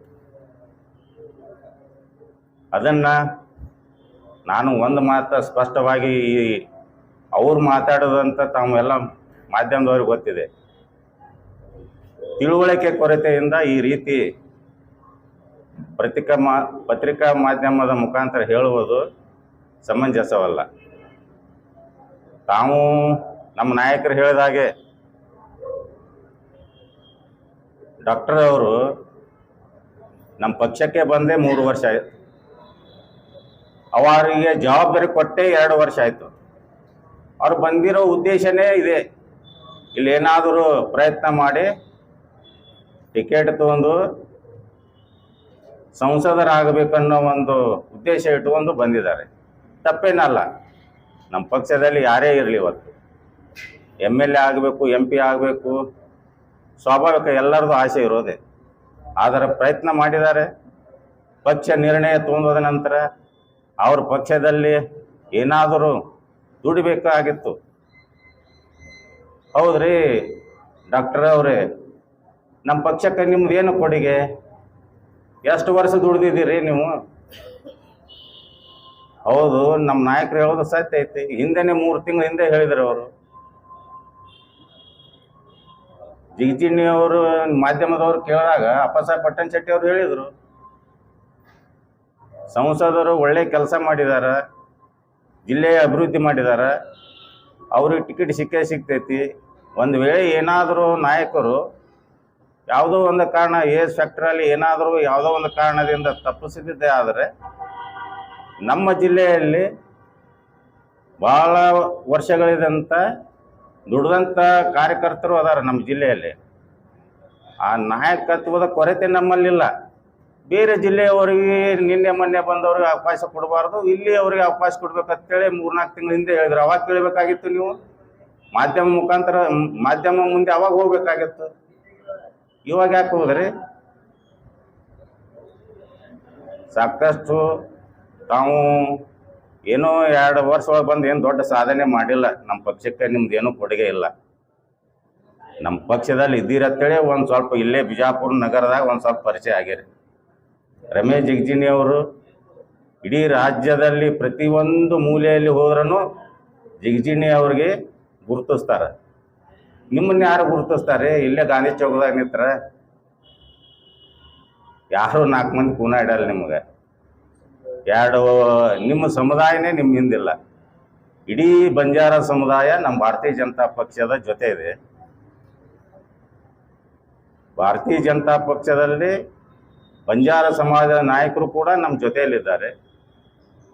ಮತ್ತು ನಿಮ್ಮನ್ನು ಬಾಳ್ಕೋಟಿದಿಂದ ತಂದು ಇಲ್ಲಿ ನಿಂದ್ರಿಸಿ ಆಯ್ಕೆ ಮಾಡುವಂಥ ಇಲ್ಲೇ ನಾಯಕತ್ವದ ಕೊರತೆ ಇಲ್ಲ. ಅದಕ್ಕಾಗಿ ನಿಮ್ಮ ಯೋಗ್ಯತೆ ನೋಡಿ ನಮ್ಮ ನಾಯಕರು ನಿಮ್ಗೆ ಟಿಕೆಟ್ ಕೊಟ್ಟಿಲ್ಲ.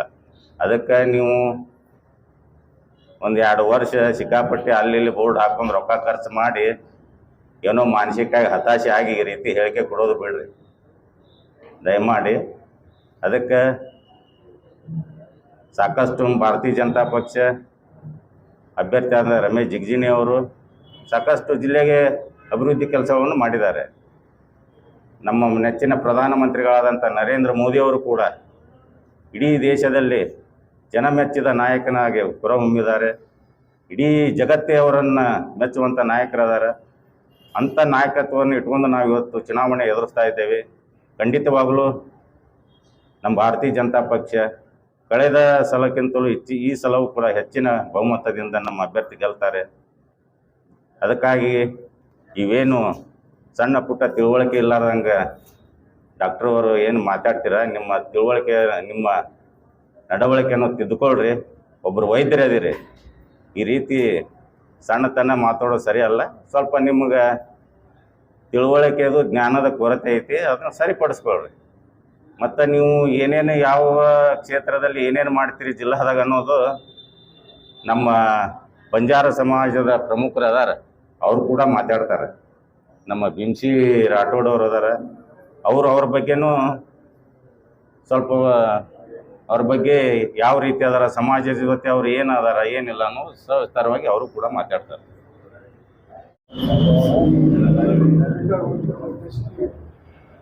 ನಮ್ಮ ಜಿಲ್ಲೆಯ ಎಸ್ಸಿ ಮೋರ್ಚಾ ಪ್ರಧಾನ ಕಾರ್ಯದರ್ಶಿಯಾದ ಪ್ರಶಾಂತ್ ರಾಠೋಡ್ ಅವರು ನಾಯಕರು ಇಲ್ಲಿ ಹೇಳಿಕೆಯಾದ ಬಂಜಾರ ಸಮಾಜದವರು ಯಾರೂ ಸಹಿತ ವೋಟ್ ಹಾಕಲಾಗ್ತದೆ ಮಹಾಪತ್ರ. ಯಾವತ್ತೂ ನಾವು 20 ವರ್ಷದಿಂದ BJP ಸಾಹೇಬ್ ಭೇಟಿಯಿದ್ದೀವಿ. ಅವರ ನೇತೃತ್ವದಲ್ಲಿ ನಾವು ಬಂದವರು ಬಂಜಾರ ಸಮಾಜದವರು. ಇವತ್ತಿಗೂ ಸಹಿತ ಮೋದಿ ಮತ್ತು ಸಾಹೇಬರ ನೇತೃತ್ವದಲ್ಲಿ ನಾವು ಬಂಜಾರ ಸಮಾಜದವರು ಪ್ರತಿ ತಾಣದಲ್ಲಿ 80% ವೋಟ್ ಮಾಡ್ತೀವಿ ಅಂತ ಹೇಳಿ ನಾವು ಭರವಸೆ ಕೊಡ್ತೀವಿ. ಮತ್ತು ಅವರ ಏನು ಹೇಳಿಕೆ ಕೊಡ್ತಾರಲ್ಲ ಅದು ಮಹಾ ಸುಳ್ಳು ಹೇಳಿಕೆ. ಅವರು ಯಾವತ್ತೂ ಬಂಜಾರ ಸಮಾಜದವ್ರು ಮಾತು ಕೇಳಿ ಮಾಡ್ಬೇಕಾದ್ರು ಅವ್ರು ಬಾಗಲಕೋಟೆಯವರು ಆಮೇಲೆ ಬಿಜಾಪುರ ಬಂದರು. ಬಿಜಾಪುರದಲ್ಲಿ ಏನೋ MP ಟಿಕೆಟ್ ಕೇಳಿಲ್ಲ, ಇಲ್ಲಂತಲ್ಲ, ಈ ಟಿಕೆಟ್ ಅವ್ರಿಗೆ ಕೊಡ್ಬೇಕ, ಅವ್ರಿಗೆ ಕೊಡ್ಬೇಕಂತ ಇಲ್ಲ, ನಮ್ಮ ಪಕ್ಷದವ್ರು ಟಿಕೆಟ್ ಕೊಟ್ಟಿದ್ದಾರೆ. ಅವ್ರು ಮಾಡ್ಬೇಕಾಗಿತ್ತಲ್ಲ, ಬಂಜಾರ ಸಮಾಜದವರು ನಾವೆಲ್ಲ ಅವ್ರ ಜೊತೆ ಇದ್ದೀವಿ ಅಂತ ಹೇಳಿ ಅವ್ರು ನಿಂತಿರ್ಬೇಕಾಗಿತ್ತು. ಅದನ್ನ ವಾಪಸ್ ತಗೊಂಡು ಕಾಂಗ್ರೆಸ್ ಅವ್ರು ಮಾತು ಕೇಳಿದ್ರು. ನಮ್ಮ ಸಮಾಜದವರು ಯಾವತ್ತೂ ಬಿಜೆಪಿಯವ್ರ ಜೊತೆ ಇರ್ತೀವಿ. ನಮ್ಮ ಜಿಲ್ಲೆಯಾದ್ಯಂತ ಎಲ್ಲಾ ಬಂಜಾರ ಸಮಾಜದವರು ಅವ್ರು ಹೇಳಿಕೆ ಕೊಡ್ತಾ ಇದ್ದಾರೆ. ಅದಕ್ಕಂತ ನಮ್ಮ ಬದಲ ಯಾವತ್ತೂ ನಾವು ಸಿಂಗಿ ಸಾಹೇಬ್ ಮರೆಯೋದನ್ನ ಮತ್ತು ಮೋದಿಯವರನ್ನು ಮರೆಯೋದನ್ನ, ನಮ್ಮ ಸಮಾಜಕ್ಕೆ ಏನು ಮಾಡಿದ್ದಾರೆ ಬಿಜೆಪಿಯವರು ಎಲ್ಲ ಬಂಜಾರ ತಾಲೂಕು ಬರ್ತಿದೆ. ತಾಮ್ರದಿಂದ ಕಂದಾಯ ಗ್ರಾಮ ಅಂತ ಮಾಡಿದ್ರು. ಯಾರು ಮಾಡಿದ್ರು? ಬಿಜೆಪಿ ಅವರೇ ಮಾಡಿದ್ದನ್ನ, ಕಾಂಗ್ರೆಸ್ ಅವ್ರು ಮಾಡಿಲ್ಲ. ಯಾಕೆ ಮಾಡ್ಬೇಕಾಗಿತ್ತು ತಾಮ್ರದಿಂದ ಕಂದಾಯ ಗ್ರಾಮ ಅಂತ ಹೇಳಿ? ಏನೋ ಬಂಜಾರ ಸಮಾಜ ಬಹಳ ಹಿಂದಿದಾರ, ಅವ್ರನ್ನ ತಾಮ್ರವನ್ನ ಕಂದಾಯ ಗ್ರಾಮ ಮಾಡ್ಕೋಬೇಕು ಅಂತೇಳಿ ಬಿಜೆಪಿ ವೃತ್ತಿ ಮುಂದೆ ಕಂದಾಯ ಗ್ರಾಮ ಮಾಡಿದ್ದಾರೆ. ಆ ಋಣವನ್ನು ನಾವು ತೀರಿಸಬೇಕಾಗಿದೆ. ಆ ಋಣವನ್ನ ನಾವು ಈ MP ಎಲೆಕ್ಷನ್ 7ನೇ ತಾರೀಕಿಗೆ ಎಲ್ಲ ಇಡೀ ಜಿಲ್ಲೆಯ ಬಂಜಾರ ಸಮಾಜದವರು ನಮ್ಮ ಜಿವಿ ಸಾಹೇಬರಿಗೆ ಮತವನ್ನು ಕೊಡುವುದು ಬಯಸಬೇಕು ಮಾತಾಡಿ ಹೋಗಬೇಕಂತ ಇವರಿಗೆ ಮುಗಿಸಿ ನಾನು ಮಾತನಾಡ್ತೇನೆ. ಜೈ ಹಿಂದ್, ಜೈ ಕರ್ನಾಟಕ. ಈ ಪತ್ರಿಕಾಗೋಷ್ಠಿಯಲ್ಲಿ ನಾವೆಲ್ಲರೂ ಸೇರಿದ್ದೇವೆ. ಎಲ್ಲ ವಿಚಾರಗಳನ್ನು ಎಲ್ಲ ಕಡೆ ರೆಸ್ಪೆಕ್ಟ್ ಆಗುತ್ತದಲ್ಲ. ಆದರೆ ಒಂದು ಮಾತು ಡಾಕ್ಟರ್ ಅವ್ರ ಬಗ್ಗೆ ನಮಗೆ ಗೊತ್ತಿಲ್ಲ.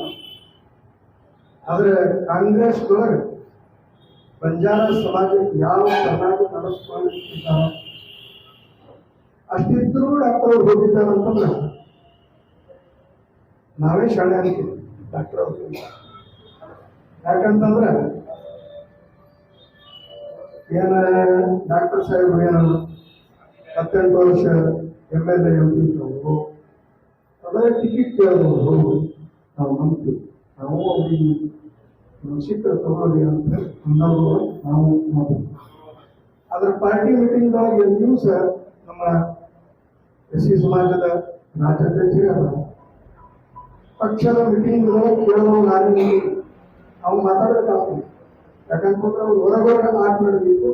ಪಕ್ಷದ ಮೀಟಿಂಗ್ದೊಳಗೆ ಕೇಳಿದವ್ರು ನಾನು ಹೋಗಿ ಸಿಗ್ಲಿಲ್ಲ ಅಂತಂದ್ರೆ ಪಕ್ಷ ಬಂದವರಿಗೆ ನೋಡಿ ಏನ ಹಣ ನೋಡಿ ಗುಣ ನೋಡಿ ಏನೋ ಆಮಿಷ ನೋಡಿ ಪಕ್ಷಕ್ಕೆ ಟಿಕೆಟ್ ಕೊಡ್ಬೇಕಂತಂದ್ರೆ ಇವರು ದುಡಿಮೆ ಫಸ್ಟ್ ನಮ್ಮ ಕೊಡುಗೆ ಪಕ್ಷಕ್ಕೆ ಎಷ್ಟು ದಿವಸದಿಂದ ನಾವು ಪಕ್ಷಕ್ಕೆ ನಿಷ್ಠಾವಂತರಾಗಿ ಅಂತ ತಿಳ್ಕೊಂಡು ಟಿಕೆಟ್ ಕೇಳಬೇಕು. ಅದಕ್ಕೆ ನಾವು ಪಟ್ಟಣ ಶೆಟ್ಟಿ ಸಾಹೇಬರು ಕೇಳಿದ್ವಿ. ಅವ್ರು ಏನು ಹೇಳ್ತಾರೆ ಇವ್ರು ನಾವು ಕೇಳಿದ್ರು. ನಮ್ಮ ಸಾಹೇಬ್ರು ಏನು ಹೇಳಿರ್ತಾರೆ, ದುಡಿಬೇಕು, ದುಡಿದವರಿಗೆ ಟಿಕೆಟ್ ಸಿಗ್ತದೆ, ಸಡನ್ಲಿ ಬಂದು ಕೂಡಲೇ ಟಿಕೆಟ್ ಸಿಗ್ತದೆ. ಅದಕ್ಕೆ ಕೊಟ್ಟರು ಅವಾಗ ಮಾಡುದು ಇಲ್ಲ. ನಿನ್ನೆ ಮೊನ್ನೆ ಮಾಡ್ಯಾರ ಇಲ್ಲ.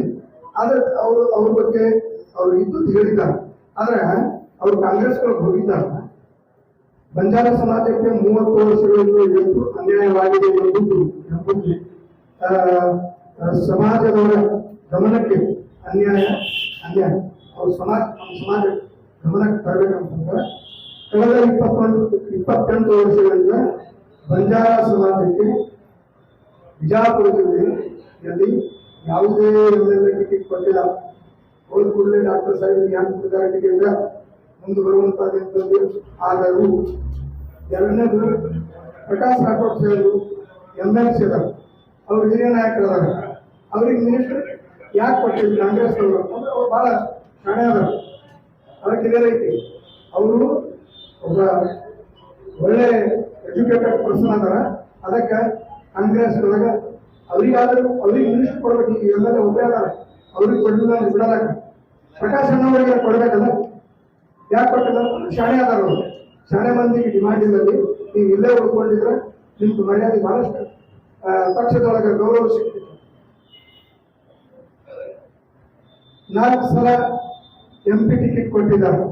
4 ಸಲ ಕೊಟ್ಟರು ಸಲ 4 ಸಲ ನಮ್ಮ ಸಮಾಜಕ್ಕೆ MP ಟಿಕೆಟ್ ಕೊಟ್ಟು ಬೆಳೆಸಿದ್ದಾರೆ ಕಾಂಗ್ರೆಸ್ ಅವರಿಗೆ. ಅಂತಂದ್ರೆ ನಿಮಗೇನ MP ಟಿಕೆಟ್ ಕೊಡ್ತಾರ? ಮುಂದಿನ ದಿನಮಾನದೊಳಗೆ ಆ ಡಾಕ್ಟರ್ ಸಾಹೇಬ್ ಕ್ವಶನ್ ಹಾಕ್ತೀವಿ.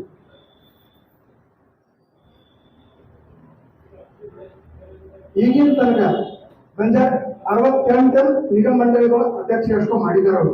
ಆದ್ರೆ ಬಂಜಾರ ನಿಗಮ ಮಂಡಳಿದು ಅಧ್ಯಕ್ಷನೇ ಮಾಡಿದ. ಇಲ್ಲಿ ಬಂಜಾರ ನಿಗಮ ಮಂಡಳಿದು ನಿಮಗೆ ಅಧ್ಯಕ್ಷ ಕೊಟ್ಟಿದ್ರೆ ನಾವು ಬಹಳಷ್ಟು ಖುಷಿ ಪಡ್ಕೊಂಡು. ಯಾಕಂದ್ರೆ ಅಲ್ಲಿ ಕಾಂಗ್ರೆಸ್ ಹೋಗಿ ನೀವೇನಾದ್ರೂ ಸಿಗ್ತದಂತ ಹೋಗಿದ್ರೆ ದಯಮಾಡಿ ತಾವು ಬಂಜಾರ ನಿಗಮ ಮಂಡಳಿದು ಅಧ್ಯಕ್ಷ ನಿಮಗೆ ಕೊಟ್ಟಿದ್ರೆ ನಾವು ಸ್ವಾಗತ ಬಯಸ್ತೇವೆ.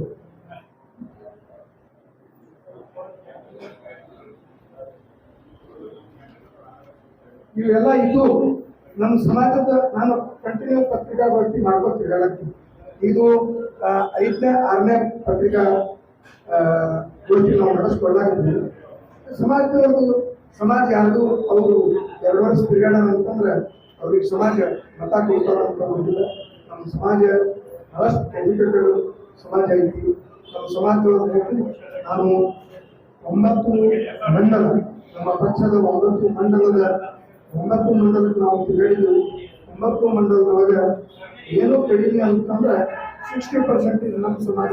ಭಾರತೀಯ ಜನತಾ ಪಕ್ಷದ ಅಭ್ಯರ್ಥಿ ನಮ್ಮ ಜಿಶೇನ್ ಸಾಹೇಬರಿಗಾಗಲಿ, ನಮ್ಮ ಪಕ್ಷ ರಾಷ್ಟ್ರೀಯ ನಮ್ಮ ರಾಷ್ಟ್ರ ಕಂಡಂತ ಶ್ರೀಮಂತ ನಾಯಕ, ದೇಶದ ಗೌರವಾನ್ವಿತ ಪ್ರಧಾನಮಂತ್ರಿಯಾಗಿ, ನಮ್ಮ ಪಕ್ಷದ ಜೊತೆಗಾಗಿ ನಮ್ಮ ಹಿಂದುತ್ವ ಪರವಾಗಿ ನಮ್ಮ ಸಮಾಜ ಏನ ವಿಚಾರ ಇಟ್ಕೊಂಡು ಹೊಂದಿದ ನಮ್ಮ ಬಂಜಾರ ಸಮಾಜ, ಇವರ ಹಿಂದುತ್ವ ಸಮಾಜ, ನಮ್ಮ ಸಮಾಜ. ನಾವು ಕಾರಣಕ್ಕೂ ಸಹ ಮೊದಲನೇ ಮೋಸ ಮಾಡಿ ಹೇಳ್ತಿದ್ವಿ.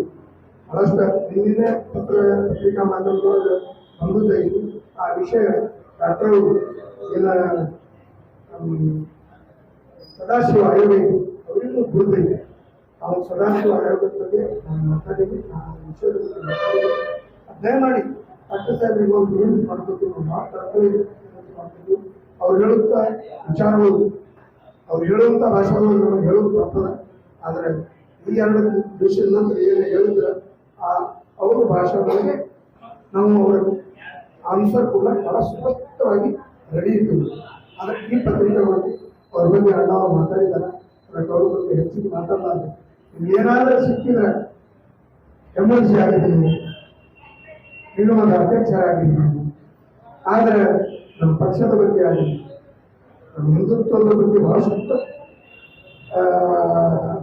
ಏನಂತಾರೆ ಕಲ್ಪನೆ, ಏನಂತ ವಿಚಾರ ಇಟ್ಕೊಂಡು ವಾದಿಸ್ತಿದ್ದೀವಿ. ಅಲ್ಲಿ ಹಿಂದುತ್ವದ ಬಗ್ಗೆ ನೀವು ಯಾಕಾಗಿ ಪ್ರತಿವಾದಿಸೋದು?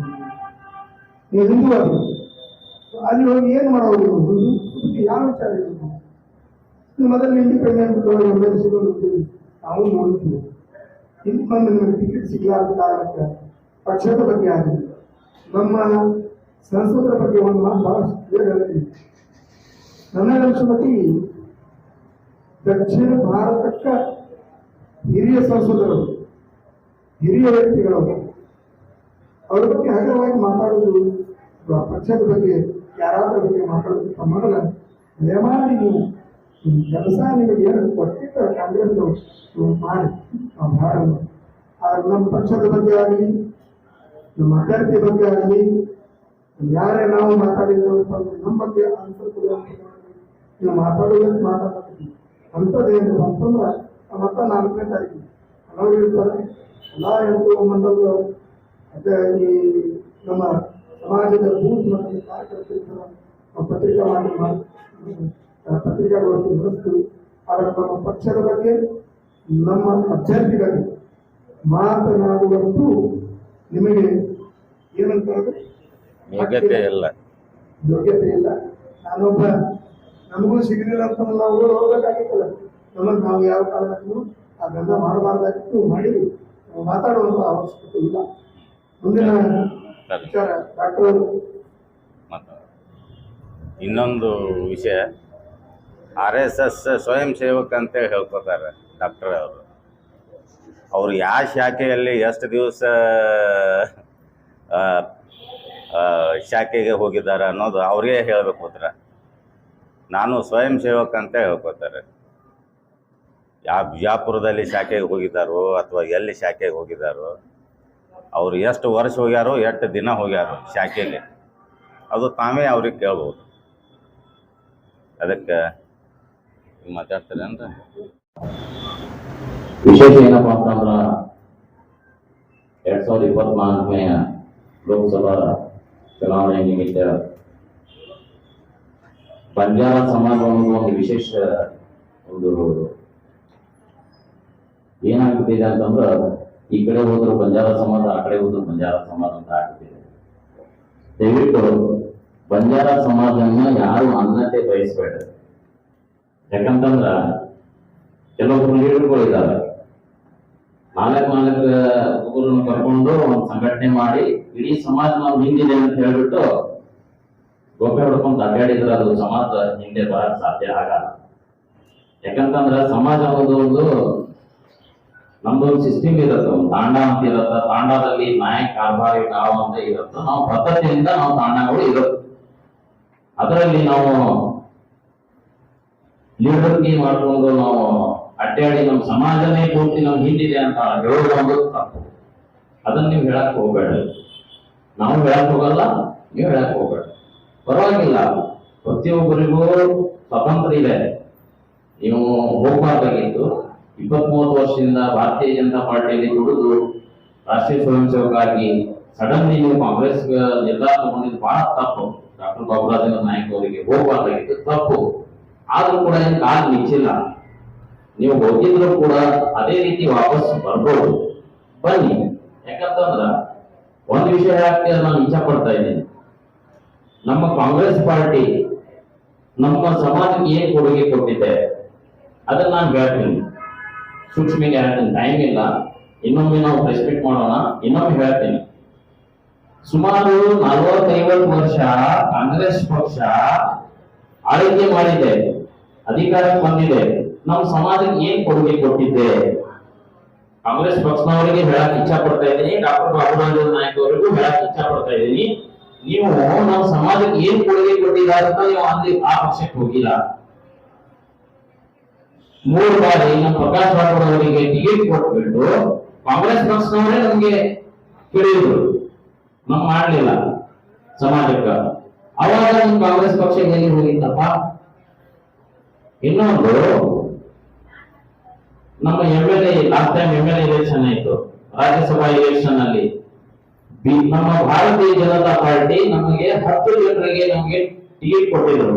ಅದರಲ್ಲಿ ನಾವು 3 ಜನ ನಮ್ಮವರು, 4 ಜನ ನಮ್ಮವರು MLA ಆಗಿದ್ದಾರೆ. ನೀವು ಕಾಂಗ್ರೆಸ್ನವರು 5 ಜನರಿಗೆ ಕೊಟ್ಟಿದ್ರಿ, ಅದರಲ್ಲಿ ಒಬ್ಬರೇ ಬಂದಿದ್ದಾರೆ. ಅವ್ರಿಗೆ ಮಿನಿಸ್ಟರ್ ಮಾಡೋ ತಾಕತ್ತಿರಲಿಲ್ಲ ನಿಮ್ಗೆ. ಅವಾಗ ನಮ್ಮ ಸಮಾಜ ನೆನಪಾಗ್ಲಿಲ್ಲ? ಅವಾಗ ನಮ್ಮ ಬಂಜಾರ ಸಮಾಜ ನೆನಪಾಗ್ಲಿಲ್ವಾ? ರುದ್ರಪ್ಪ ಲಮಾಣಿ ಅವರು ಒಬ್ಬರೇ ಬಂದಿದ್ದಾರೆ ಹಾವೇರಿಯಿಂದ. ಅವ್ರಿಗೆ ಯಾಕಪ್ಪ ನೀವು ಮಿನಿಸ್ಟರ್ ಮಾಡಲಿಲ್ಲ?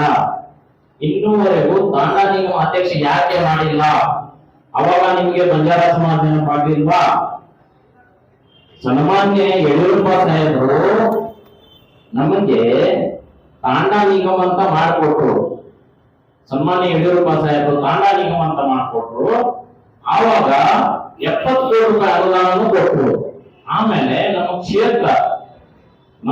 ಕ್ಷೇತ್ರ ಸುರವಡ್ಕೊಪ್ಪ ಅಂತ ಇದೆ, ಅದರಲ್ಲಿ 70 ಕೋಟಿ ರೂಪಾಯಿ ಅನುದಾನ ಕೊಟ್ಟು ಅದನ್ನ ಎಷ್ಟು ಚಂದಾಗಿ ಅಭಿವೃದ್ಧಿಯನ್ನು ಮಾಡಿದ್ದಾರೆ. ನೀವು ಕಾಂಗ್ರೆಸ್ನವ್ರು ಏನ್ ಮಾಡಿದಿರಪ್ಪ? ಉತ್ತರ ಕೊಡಿ ನನಗೆ. ಕಾಂಗ್ರೆಸ್ನವರಿಗೆ ನೇರ ಹೇಳಕ್ ಇಷ್ಟಪಡ್ತಾ ಇದ್ದೀನಿ, ನಮ್ಗೆ ಉತ್ತರ ಕೊಡಿ. ಈಗ ಇಲ್ಲೇ ಪಕ್ಕದಲ್ಲಿ ಮಹಾರಾಷ್ಟ್ರ ನಮ್ದು ಪೌರಾದೇವಿ ಅಂತ ನಮ್ಮ ಕ್ಷೇತ್ರ ಇದೆ, ನಮ್ಮ ಪೀಠ, ನಮ್ಮ ಬಂಜಾರ ಸಮಾಜ ಇಡೀ ದೊಡ್ಡ ಪೀಠ ಅಂತಂದ್ರೆ ನಮ್ದು ಪೌರಾದೇವಿ ಅಂತ ಇದೆ. ಅದರಲ್ಲಿ ನಮ್ಮ ಭಾರತೀಯ ಜನತಾ ಪಾರ್ಟಿಯವರು ಅಲ್ಲಿ 600 ಕೋಟಿ ರೂಪಾಯಿ ಕೊಟ್ಟು ಅಭಿವೃದ್ಧಿಯನ್ನು ಮಾಡ್ತಾ ಇದ್ದಾರೆ. ನಮ್ಮ ಕಾಂಗ್ರೆಸ್ನವ್ರು ಎಷ್ಟು ಕೋಟಿ ಕೊಟ್ಟರಪ್ಪ? ಅವಾಗ ನಮ್ಮ ಬಂಜಾರ ಸಮಾಜ ನೆನಪಾಗ್ಲಿಲ್ವಾ? ನೋಡಿ, ಪತ್ರಿಕಾ ಮಾಧ್ಯಮದ ಮುಖಾಂತರ ನಮ್ಮ ಸಮಾಜದವರಿಗೆ ಹೇಳಕ್ ಇಚ್ಛಾ ಪಡ್ತಾ ಇದ್ದೀನಿ. ಯಾಕಂತಂದ್ರೆ ಮುಕ್ತಿ ಇರ್ತಾರೆ ತಾಂಡಗಳಲ್ಲಿ ಬಹಳ ಮುಕ್ತರು. ಇವ್ 4 ಜನ ಲೀಡರ್ಗಳು ಹೋಗ್ಬಿಟ್ಟು ಏನೋ ತೆರಿ ತುಂಬಿ ಏನೋ ಮಾಡ್ತಾ ಇದ್ದಾರೆ. ನೀವು ಅದನ್ನ ಕಿವಿ ಕೊಡ್ಬೇಡ್ರಿ. ಯಾಕಂತಂದ್ರ ನಮಗೆ ಮೊದಲು ದೇಶ, ನಮಗೆ ದೇಶ ಮೊದಲು ಬೇಕು. ಯಾಕಂದ್ರೆ ದೇಶ ಸುರಕ್ಷತೆ ಇದ್ರೆ ನಾವೆಲ್ಲ ಸುರಕ್ಷತೆ ಇರೋಕೆ ಸಾಧ್ಯ. ಹಾಗಾಗಿ ಸನ್ಮಾನ್ಯ ನರೇಂದ್ರ ಮೋದಿಜಿ ಅವರನ್ನ ನೋಡಿ ನಮ್ಮ ದೇಶ ಬದ್ಧತೆ ಆಗಿ ಇರಬೇಕು, ನಮ್ಮ ದೇಶ ಉನ್ನತ ಮಟ್ಟಿಗೆ ಬೆಳಿಬೇಕು, ನಮ್ಮ ದೇಶಕ್ಕೆ ನಾವು ಮುಂದೆ ಒಯ್ಯಬೇಕು ಅಂತ ಹೇಳ್ಬೇಕು. ನಮ್ಮ ಇಡೀ ನಮ್ಮ ಬಂಜಾರ ಸಮಾಜಕ್ಕೆ ನಾನು ಕಳ್ಕಳಿ ವಿನಂತಿ ಏನ್ ಮಾಡ್ಕೊಳ್ಳೋದಪ್ಪ ಅಂತಂದ್ರೆ, ಯಾರು ಏನು ಹೇಳಿದ್ರು ಕೂಡ, ಯಾರೇನ್ ಕೊಟ್ಟರು ಕೂಡ ಅದನ್ನ ನೀವು ತಲೆ ಹಾಕೋಬೇಡ್ರಿ. ನೀವು ಒಂದೇ ಏನ್ ಮಾಡಿ, ನಮ್ಮ ದೇಶದ ಸಂಬಂಧ, ನಮ್ಮ ಅಭಿವೃದ್ಧಿ ಸಂಬಂಧ, ನಾವು ಬೆಳೆಯುವ ಸಂಬಂಧಕ್ಕೋಸ್ಕರ ನಮ್ಮ ಭಾರತೀಯ ಜನತಾ ಪಕ್ಷಕ್ಕೆ ನೀವು ವೋಟ್ ಮಾಡಿ. ನಾವು 80-90% ನಾವು ಭಾರತೀಯ ಜನತಾ ಪಾರ್ಟಿಗೆ ನಾವು ಸಪೋರ್ಟ್ ಮಾಡ್ತೇವೆ ಅಂತ ಹೇಳಿ ನಾನು ಈ ಸಂದರ್ಭ ಹೇಳಿ ನಮಗೆಲ್ಲರಿಗೂ ಧನ್ಯವಾದ ಹೇಳ್ತಾ ಇದ್ದೇನೆ. ಮಾನ್ಯ ಮಾಧ್ಯಮದ ಸ್ನೇಹಿತರೆ, ಕರ್ನಾಟಕ ರಾಜ್ಯ ರೈತ ಸಂಘ ಒಂದು ಜವಾಬ್ದಾರಿಯುತವಾದ ಸಂಘಟನೆ. ಇದಕ್ಕೆ ಒಂದು ತಾತ್ವಿಕವಾದಂಥ ನೆಲೆಗಟ್ಟಿದೆ, ವೈಚಾರಿಕವಾದಂಥ ದೃಷ್ಟಿಕೋನ ಇದೆ, ಒಂದು ರಾಜಕೀಯವಾದಂಥ ಸ್ಪಷ್ಟತೆ ಇದೆ. 1980ರಲ್ಲಿ ರೈತ ಸಂಘ ಹುಟ್ಕೊಂಡದ್ದು. ಆ ಹುಟ್ಕೊಂಡ ಹಿನ್ನೆಲೆ ಗುಂಡೂರಾಯರ ಸರ್ಕಾರ ನ್ಯಾಯ ಕೇಳಿ ಬೀದಿಗೆ ಬಂದಂಥ ರೈತರ ಮೇಲೆ ಗುಂಡಿನ ಸುರಿಮಳೆ ಹಾಕಿ ಉತ್ತರ ಕೊಟ್ಟಿದ್ರು. ಗುಂಡೂರಾವ್ ಆಡಳಿತದಲ್ಲಿ 139 ಜನ ಗುಂಡಿಗೆ ಬಲಿಯಾಗಿದ್ರು. ಅದನ್ನ ಪ್ರತಿಭಟಿಸಿ, ಅದಕ್ಕೆ ಪ್ರತಿರೋಧ ವ್ಯಕ್ತಪಡಿಸಿ ಕರ್ನಾಟಕ ರಾಜ್ಯ ರೈತ ಸಂಘ ವಿಧಾನಸಭೆ ಚುನಾವಣೆ 83 ನಡೀತು. ಆವಾಗ ಗುಂಡಿಕ್ಕ ಸರ್ಕಾರಕ್ಕೆ ರೈತರ ಓಟ್ ಇಲ್ಲ ಅಂತ ಒಂದು ಅಭಿಯಾನ ಮಾಡಿದ್ದು ಯಾವುದೇ ಪಕ್ಷ ಪರ ಮಾಡಿರಲಿಲ್ಲ. ಗುಂಡಿಕ್ಕ ಸರ್ಕಾರಕ್ಕೆ ಓಟ್ ಕೊಡಬೇಡಿ ಅಂತ. ಅವತ್ತು 35 ವರ್ಷ ನಿರಂತರವಾಗಿ ಆಡಳಿತ ಮಾಡಿದಂಥ ಕಾಂಗ್ರೆಸ್ ಪತನ ಆಯಿತು. ಹೊಸ ಒಂದು ರಾಜಕಾರಣ ಸೃಷ್ಟಿ ಆಯಿತು ಕರ್ನಾಟಕದಲ್ಲಿ. ಗುಂಡೂರಾವ್ನು ಕೂಡ ರೈತ ಸಂಘದ ಕಾರ್ಯಕರ್ತರು ನಮ್ಮ ಸುಂದರೇಶ್ ನೇತೃತ್ವದಲ್ಲಿ ಸೋಮವಾರಪೇಟೆಯ ಪ್ರತಿ ಹಳ್ಳಿಗೂ ಹೋಗಿ ಅವ್ರನ್ನ ಡಿಫೀಟ್ ಮಾಡಿ ಸೋಲಿಸಿದ್ರು MLA. ಈ ಥರ ಇತಿಹಾಸರ ಸಂಘಟನೆ. ಅಂದರೆ ಎಚ್ಚರಿಕೆ ಕೊಟ್ಟಿದ್ದು, ರೈತರಿಗೆ ಎದುರಾಕೊಂಡಂತ ಯಾವುದೇ ಸರ್ಕಾರಗೂ ಉಳಿವಾಲಿಲ್ಲ ಅನ್ನೋದನ್ನ ಸಂದೇಶವನ್ನು ನಾವು ಪ್ರಾರಂಭ ಮಟ್ಟದಲ್ಲಿ ಮಾಡಿದ್ದು. ಈಗ ಪುನಃ ಅದೇ ರೀತಿ ಪರಿಸ್ಥಿತಿ ಬಂದಿದೆ. ಅದಕ್ಕಿಂತನೂ ಸಂಕಷ್ಟವಾದ ಪರಿಸ್ಥಿತಿ, ಅದಕ್ಕಿಂತನೂ ಬಹಳ ಕ್ಲಿಷ್ಟವಾದ ಪರಿಸ್ಥಿತಿ ಇದೆ. ನರೇಂದ್ರ ಮೋದಿ ಅವರ ಸರ್ಕಾರ 10 ವರ್ಷ ಪೂರೈಸಿತು.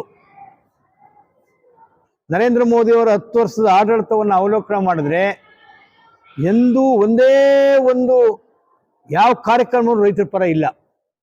ರೈತರು ಸಂಪೂರ್ಣ ನಿರ್ಲಕ್ಷ್ಯ ಮಾಡಿ ಇದುವರೆಗೆ ಆಡಳಿತ ಮಾಡ್ಕೊಂಡು ಬಂದಿದ್ದಾರೆ.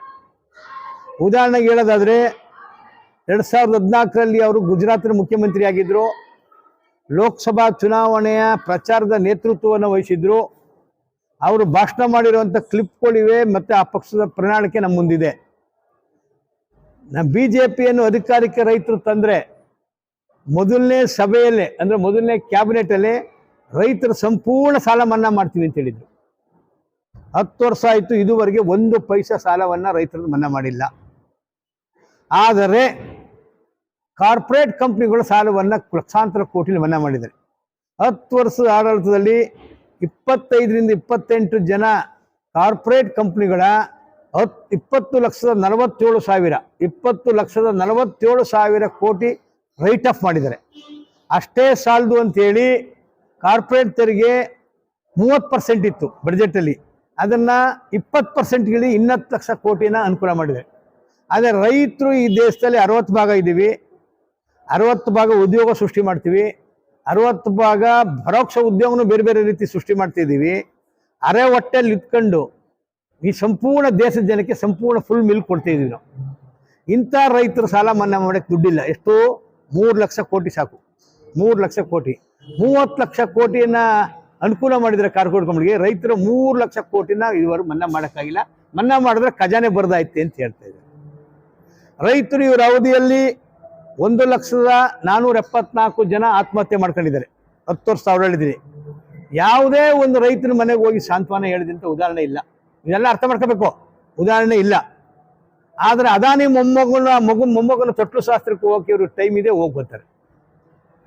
ರೈತರಿಗೆ ಇನ್ನೊಂದು ದೊಡ್ಡ ಭರವಸೆ ಕೊಟ್ಟಿದ್ದವರು, ಸ್ವಾಮಿನಾಥನ್ ವರದಿಯನ್ನು ಇಂದಿನ ಸರ್ಕಾರ ಬರೀ ಮುಚ್ಚಿಟ್ಬಿಟ್ಟಿದೆ. BJP ಸರ್ಕಾರ ಬಂದರೆ ಅದು ಓಪನ್ ಮಾಡ್ತೀವಿ, ರೈತರ ಬೆಳೆದಂಥ ಬೆಲೆಗೆ, ಕೃಷಿ ಉತ್ಪನ್ನಗಳಿಗೆ C2+50% ಸ್ವಾಮಿನಾಥನ್ ವರದಿಯನ್ನು ಬೆಲೆ ನೀಡ್ತೀವಿ ಅಂದರು. ಇದುವರೆಗೂ ಬೆಲೆ ನೀಡಿಲ್ಲ. ಸುಪ್ರೀಂ ಕೋರ್ಟ್ ಮುಂದೆ ಬೆಲೆ ನೀಡೋಕ್ಕಾಗಲ್ಲ ಅಂತ ಪ್ರಮಾಣ ಪತ್ರ ಸಲ್ಲಿಸಿದ್ದಾರೆ. ಜೊತೆಗೆ ರೈತರ ಇನ್ಕಮ್ ಅನ್ನ ಡಬಲ್ ಮಾಡ್ತೀವಿ 2022 ಫೆಬ್ರವರಿಗೆ ಅಂದ್ರು. ರೈತರ ಇನ್ಕಮ್ ಡಬಲ್ ಆಗಿಲ್ಲ. ಗೊಬ್ಬರ ಬೆಲೆ ಜಾಸ್ತಿ ಆಯ್ತು, ಡೀಸೆಲ್ ಬೆಲೆ ಪೆಟ್ರೋಲ್ ಜಾಸ್ತಿ ಆಯ್ತು, ಕೃಷಿ ಪರಿಕರಗಳ ಮೇಲೆ GST ಹಾಕಿದ್ರು, ನಮ್ಮ ಕೃಷಿ ಉತ್ಪನ್ನಗಳ ಬೆಲೆ ಜಾಸ್ತಿ ಆಯ್ತು.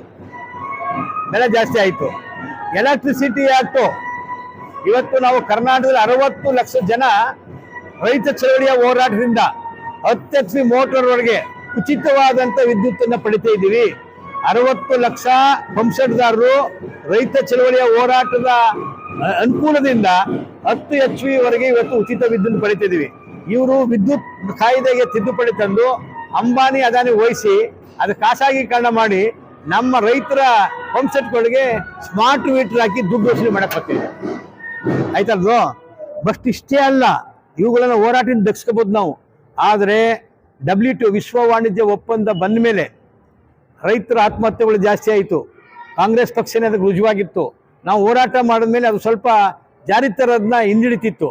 ಆದರೆ ಯಾರು ವಿರೋಧ ಮಾಡಿದ್ರು ಕಾಂಗ್ರೆಸ್ ಪಕ್ಷ ಜಾರಿಗೆ ಬಂದಾಗ ಅವರು ಇವತ್ತು ಅಧಿಕಾರದಲ್ಲಿದ್ದಾರೆ. ಇವರು ಅದನ್ನು ಮೀರೂ ಕೂಡ ಕೃಷಿ ವ್ಯವಸ್ಥೆಯನ್ನ ಕಾರ್ಪೊರೇಟ್ ಕಂಪ್ನಿಗಳಿಗೆ ವಹಿಸಕ್ಕೆ ಹೋಗ್ತಾರೆ. ನಮ್ಮ ಕೃಷಿ ಉತ್ಪಾದನೆ, ನಮ್ಮ ಭೂಮಿ, ನಮ್ಮ ಮಾರುಕಟ್ಟೆ ಎಲ್ಲವನ್ನೂ ಕಾರ್ಪೊರೇಟ್ ಕಂಪ್ನಿಗೆ ಹೋಗಿ ನಮ್ಮ ಒಕ್ಕಲ್ತನದಿಂದ ರೈತರನ್ನ ಎಬ್ಸಪ್ ಮಾಡ್ತಾ ಇದ್ದಾರೆ. ಆವಾಗ ರೈತರು ಬೀದಿ ಬೀಳಬೇಕಾಗತ್ತೆ, ಭಿಕ್ಷುಕರಾಗಬೇಕಾಗುತ್ತೆ. ಇವು ನಮ್ಮ ರೈತರ ದೃಷ್ಟಿಯಿಂದ ನರೇಂದ್ರ ಮೋದಿ ಅವ್ರ ಸರ 10 ವರ್ಷದಿಂದ ಏನನ್ನೂ ಮಾಡಿಲ್ಲ. ರೈತರು ಮೋಸ ಮಾಡಿದ್ದಾರೆ, ದ್ರೋಹ ಮಾಡಿದ್ದಾರೆ. ಎಲ್ಲವನ್ನು ನ್ಯಾಯಕ್ಕೆ ಡೆಲ್ಲಿಗೆ ಹೋದಂಥ 2020 ಸೆಪ್ಟೆಂಬರಲ್ಲಿ ರೈತರು, ನಮ್ಮ ರಾಜಧಾನಿ ಡೆಲ್ಲಿ ಇರೋದು ಭಾರತ ದೇಶದ್ದು, ಡೆಲ್ಲಿ ನ್ಯಾಯ ಕೇಳಿದ್ರೆ ಎಲ್ಲಿಗೆ ಹೋಗೋಕ್ಕಾಗತ್ತೆ? ಡೆಲ್ಲಿ ಕೂಡ್ಕೊಳ್ಳದೆ ಮೊಳೆ ಹೊಡಿಸಿದ್ರು, ಕನಕ ಮಾಡಿದ್ರು, ಬ್ಯಾರಿಕೇಡ್ ಮಾಡಿದ್ರು, ಪೊಲೀಸರ ಕೆಲ ಅಲ್ಲೇ ಮಾಡಿಸಿದ್ರು. ಮಾಡಬಾರ್ದಂಥ ಅನಾಗರಿಕವಾದಂಥ ಎಲ್ಲ ದೌರ್ಜನ್ಯಗಳು ಮಾಡಿದ್ರು. ಅನ್ನ ಹಾಕನ್ಗೆ ಗೌರವ ಕೊಡಬೇಕು. ಬಸವಣ್ಣನ ನಾಡಿದು, ಶರಣರ ನಾಡಿದು, ಅನ್ನಾಕರ್ಗೆ ಕಾಯಕ ಧರ್ಮಕ್ಕೆ ಒತ್ತು ಕೊಡ್ತಿದ್ದು. ಈ ಥರ ಪರಂಪರೆ ಇರುವಂಥ ಒಂದು ಭೂಮಿ ಒಳಗಡೆ ಅನ್ನಾಕವನ್ಗೆ ಮರ್ಯಾದೆ ಕೊಡಬೇಕಾದವರು, ಗೌರವ ಕೊಡಬೇಕಾದ್ರೆ ಅನ್ನಾಕದವ್ರಿಗೆ ಅವಮಾನ ಮಾಡಿದ್ರು. ಅಂದರೆ ಈ BJP ಪಕ್ಷ, ಅದರ ಮಿತ್ರ ಪಕ್ಷಗಳು, ನರೇಂದ್ರ ಮೋದಿ ಪ್ರಧಾನಿಯಾಗಿ, ಗೃಹ ಮಂತ್ರಿಯಾಗಿ ಅಮಿತ್ ಶಾ, ಪೂರ್ತಿ ಇವರೆಲ್ಲರೂ ಕೂಡ ಭಾಳ ಬಿಸ್ನೆಸ್ ಮೆನ್ ಥರ ಇದ್ದಾರೆ ಹೊರತು, ಅದು ಬಿಸ್ನೆಸ್ ಸಣ್ಣ ಪುಟ್ಟಲ್ಲ, ದೊಡ್ಡ ಕ್ಯಾಪಿಟಲಿಸ್ಟ್ಗಳ ಪರ ಇದ್ದಾರೆ ಹೊರತು ನಮ್ಮ ದುಡಿಯೋ ವರ್ಗದ ಪರ ಇಲ್ಲ. ಇವತ್ತು ರೈತರು ನೆಮ್ಮದಿಯಾಗಿಲ್ಲ, ದಲಿತರು ನೆಮ್ಮದಿಯಾಗಿಲ್ಲ, ಮಹಿಳೆಯರು ನೆಮ್ಮದಿಯಾಗಿಲ್ಲ, ನಿರುದ್ಯೋಗಿಗಳಿಗೆ ಉದ್ಯೋಗ ಸಿಗ್ತಾ ಇಲ್ಲ. ಮತ್ತು ಎಲ್ಲಕ್ಕಿಂತ ದೇಶದಲ್ಲಿ ಶಾಂತ ವಾತಾವರಣ ಇತ್ತು. ನಮ್ಮ ಸಂವಿಧಾನ ವಿಭಿನ್ನ ವೈವಿಧ್ಯತ ಕೂಡಿದಂಥ ಸಮಾಜದಲ್ಲಿ ಒಂದು ಏಕತೆಯನ್ನು ಕಂಡುಕೊಂಡಿದ್ದೀವಿ. ನಮ್ಮ ರಾಜ್ಯಗಳೆಲ್ಲ ಸೇರಿ ಒಂದು ಒಕ್ಕೂಟ ಸರ್ಕಾರ ಆಗಿದ್ದೀವಿ. ಇಲ್ಲಿ ಎಲ್ಲ ಧರ್ಮಕ್ಕೂ ಅವಕಾಶ ಉಂಟು, ಎಲ್ಲ ಧರ್ಮಕ್ಕೂ ಅವಕಾಶ ಉಂಟು, ಎಲ್ಲ ಭಾಷೆಗೂ ಅವಕಾಶ ಉಂಟು. ಆದರೆ ಇವತ್ತು ಇಲ್ಲಿ ಸಂವಿಧಾನ ಧರ್ಮಗಳನ್ನ ಒಪ್ಕೊಂಡಿದೆ, ಎಲ್ಲ ಧರ್ಮಕ್ಕೂ ಸ್ವಾತಂತ್ರ್ಯ ಕೊಟ್ಟಿದೆ. ಅದು ವೈಯಕ್ತಿಕ ಮಾತ್ರ, ಸಾರ್ವಜನಿಕಕ್ಕೆ ಬರಂಗಿಲ್ಲ. ಆದರೆ ಇವರು ಧರ್ಮಗಳು ಎತ್ಕಡ್ತಾ, ಜಾತಿಗಳು ಎತ್ತು ಮಾಡ್ತಾ, ಮತ್ತೆ ಮುಂದಿನ ಮಸೀದಿ ವಿಚಾರ ಮಾಡ್ತಾ, ನಿಜವಾದ ವಿಷಯಗಳನ್ನ ಮರೆಮಾಚಿ ನಮ್ಮ ಜನರಲ್ಲಿ ಭಾವನಾತ್ಮಕವಾದ ವಿಚಾರಗಳು ಕೇಳಿಸಿ ಓಟ್ ತಗೊಂಡು ಸಂವಿಧಾನವನ್ನೇ ಬದಲಾಯಿಸಕ್ಕೆ ಹೊರಟಿರೋಂಥದ್ದು. ಈ ಕಾರಣಕ್ಕೆ ನಾವು ಕರ್ನಾಟಕದ ರೈತ ಚಳವಳಿ ಜವಾಬ್ದಾರಿ ಚಳವಳಿಯಾಗಿ 83ರಲ್ಲಿ ಕಾಂಗ್ರೆಸ್ಸನ್ನು ಅಧಿಕಾರದಿಂದ ಕಿತ್ತೊಗೆದಿದ್ದ ರಾಜ್ಯದಲ್ಲಿ, ಇವಾಗ ಇಂಡಿಯಾದಲ್ಲಿ ಅಂದರೆ ಭಾರತದಲ್ಲಿ ಈ BJP ಮತ್ತು ಮಿತ್ರ ಪಕ್ಷಗಳ ಅಧಿಕಾರವನ್ನು ಕಿತ್ಕೊಳ್ಳೋಕ್ಕೆ ನಾವು ಮತ ನೀಡಿ ಅಂತ ರೈತರಿಗೆ ಅಭಿಯಾನ ಮಾಡ್ತೀವಿ. ಮನಗೊಂದು ಕರಪತ್ರ ಕೊಡ್ತಾ ಇದ್ದೀವಿ. ನಮ್ಮ ಸ್ಲೋಗನ್ ಇಷ್ಟೇ: ಡೆಲ್ಲಿ ಕೂಡಿದಂಥ ನರೇಂದ್ರ ಮೋದಿ ಮತ್ತು ಅವರ ಮಿತ್ರ ಪಕ್ಷಗಳನ್ನು, BJP ಮತ್ತು ಮಿತ್ರ ಪಕ್ಷಗಳನ್ನು ಡೆಲ್ಲಿ ಗದ್ದುಗೆಯಿಂದ ಕೀಳ್ತೀವಿ ನಾವು ರೈತರು ಅನ್ನೋದು. ನಮ್ಗೆ ಹಳ್ಳಿಗೆ ಶಕ್ತಿ ಇದೆ, ಹಳ್ಳಿಗರಿಗೆ ನಮ್ಗೆ ಶಕ್ತಿ ಇದೆ. ಪಂಜಾಬಲ್ಲಿ ಇವತ್ತು ಯಾವ ಹಳ್ಳಿಗೂ ಹೋಗೋಕ್ಕಾಗಲ್ಲ BJPಯವರು, ಹರಿಯಾಣದಲ್ಲಿ ಹೋಗೋಕ್ಕಾಗಲ್ಲ, ಉತ್ತರ ಪ್ರದೇಶದ ಕೆಲವು ಭಾಗದಲ್ಲಿ ಹೋಗೋಕ್ಕಾಗಲ್ಲ. ನಾವು ಕರ್ನಾಟಕದಲ್ಲಿ ಈ ರಾತ್ರಿ ಅಭಿಯಾನ ಮಾಡ್ತಾ ಇದ್ದೀವಿ, ಮನಗೊಂದು ಕರಪತ್ರ ಹಾಕ್ತಾ ಇದ್ದೀವಿ. ಈ ಸಾರಿ BJPಯನ್ನು ಅಧಿಕಾರ ತೋರಿಸ್ತೀವಿ ಅಂತ ಅಭಿಯಾನಕ್ಕೆ ಬಂದಿವಿ. ಇವತ್ತು ಬಿಜಾಪುರದಲ್ಲೂ ಕೂಡ ಕಾರ್ಯಕ್ರಮ ಮಾಡ್ತಾ ಇದ್ದೀವಿ. ಪ್ರಶ್ನೆಗಳಿದ್ರೆ ಕೇಳ್ಬೋದು. ಮುಂದಿನ ದಿನಮಾನಗಳಲ್ಲಿ ಏನು ಹೇಳಕ್ಕೆ ಹೇಳಿ? ಮುಂದಿನ ದಿನಗಳಲ್ಲಿ ಸರ್ಕಾರಕ್ಕೆ BJP ಇದ್ರ ಬಗ್ಗೆ ಏನು ಹೇಳಿಕೆ ಮಾಡ್ತೀರಾ? BJPನ ತೊಲಗಿಸಕ್ಕೆ ಕೊಟ್ಟಿವಿ, ಅದಕ್ಕೇನು ಹೇಳಕ್ಕೆ ಹೋಗ್ತಾ ಇಲ್ಲ. ಇವ್ರಿಗೆ ಅಧಿಕಾರದಲ್ಲಿ ಮುಂದುವರಿಯೋಕ್ಕೆ ನಿಮಗೆ ಯೋಗ್ಯತೆ ಇಲ್ಲ. ಅಧಿಕಾರ ತ್ಯಜಿಸ್ಬೇಕು ಅಂದ್ರೆ ಅವ್ರು ರೆಡಿ ಅಲ್ಲ, ನಾವು ಕಳಿಸ್ಬೇಕು ಮತದಾನ ಮುಖಾಂತರ. ಮತ್ತೆ ಇನ್ಯಾವುದೇ ರಾಜಕೀಯ ಪಕ್ಷ ಅಧಿಕಾರಕ್ಕೆ ಬರ್ಬೋದು, ಇವ್ರು ಸೋತಿ ಅವರು ರೈತ ವಿರೋಧ ನಡ್ಕೊಂಡ್ರು ಅದ್ರ ವಿರುದ್ಧ ಕೂಡ ಹೋರಾಟ ನಾವು ಮುಂದುವರಿಸ್ತೀವಿ. ರಾಜ್ಯದ ತುಂಬ ತಮ್ಮ ಪ್ರತಿಭಟನೆ ಕೂಡ ಮುಂದುವರಿಸ್ತಾರ ಹೇಗೆ ಅಂತ ರಾಜ್ಯ ಅದು ಕೇಂದ್ರ ಸರ್ಕಾರ ಬಂದು ರಾಜ್ಯ ಸರ್ಕಾರ ರೈತ ವಿರೋಧಿ ನೀತಿಗಳಿದ್ರೆ ಆ ಕಾಲಕ್ಕೆ ನಾವು ಪ್ರತಿಭಟಿಸ್ತೀವಿ. ಯಾವುದೇ ಪಕ್ಷದ ಪರ ಇಲ್ಲ ನಾವು. ಬಿಜೆಪಿ ಮತ್ತು ಮಿತ್ರ ಪಕ್ಷಕ್ಕೆ ಓಟ್ ಹಾಕ್ಬೇಡಿ ಅಂತ ಹೊರತು ಇನ್ನೊಂದು ಪಕ್ಷಕ್ಕೆ ಓಟ್ ಹಾಕಿ ಅಂತ ನಾವು ಹೇಳ್ತಾ ಇಲ್ಲ.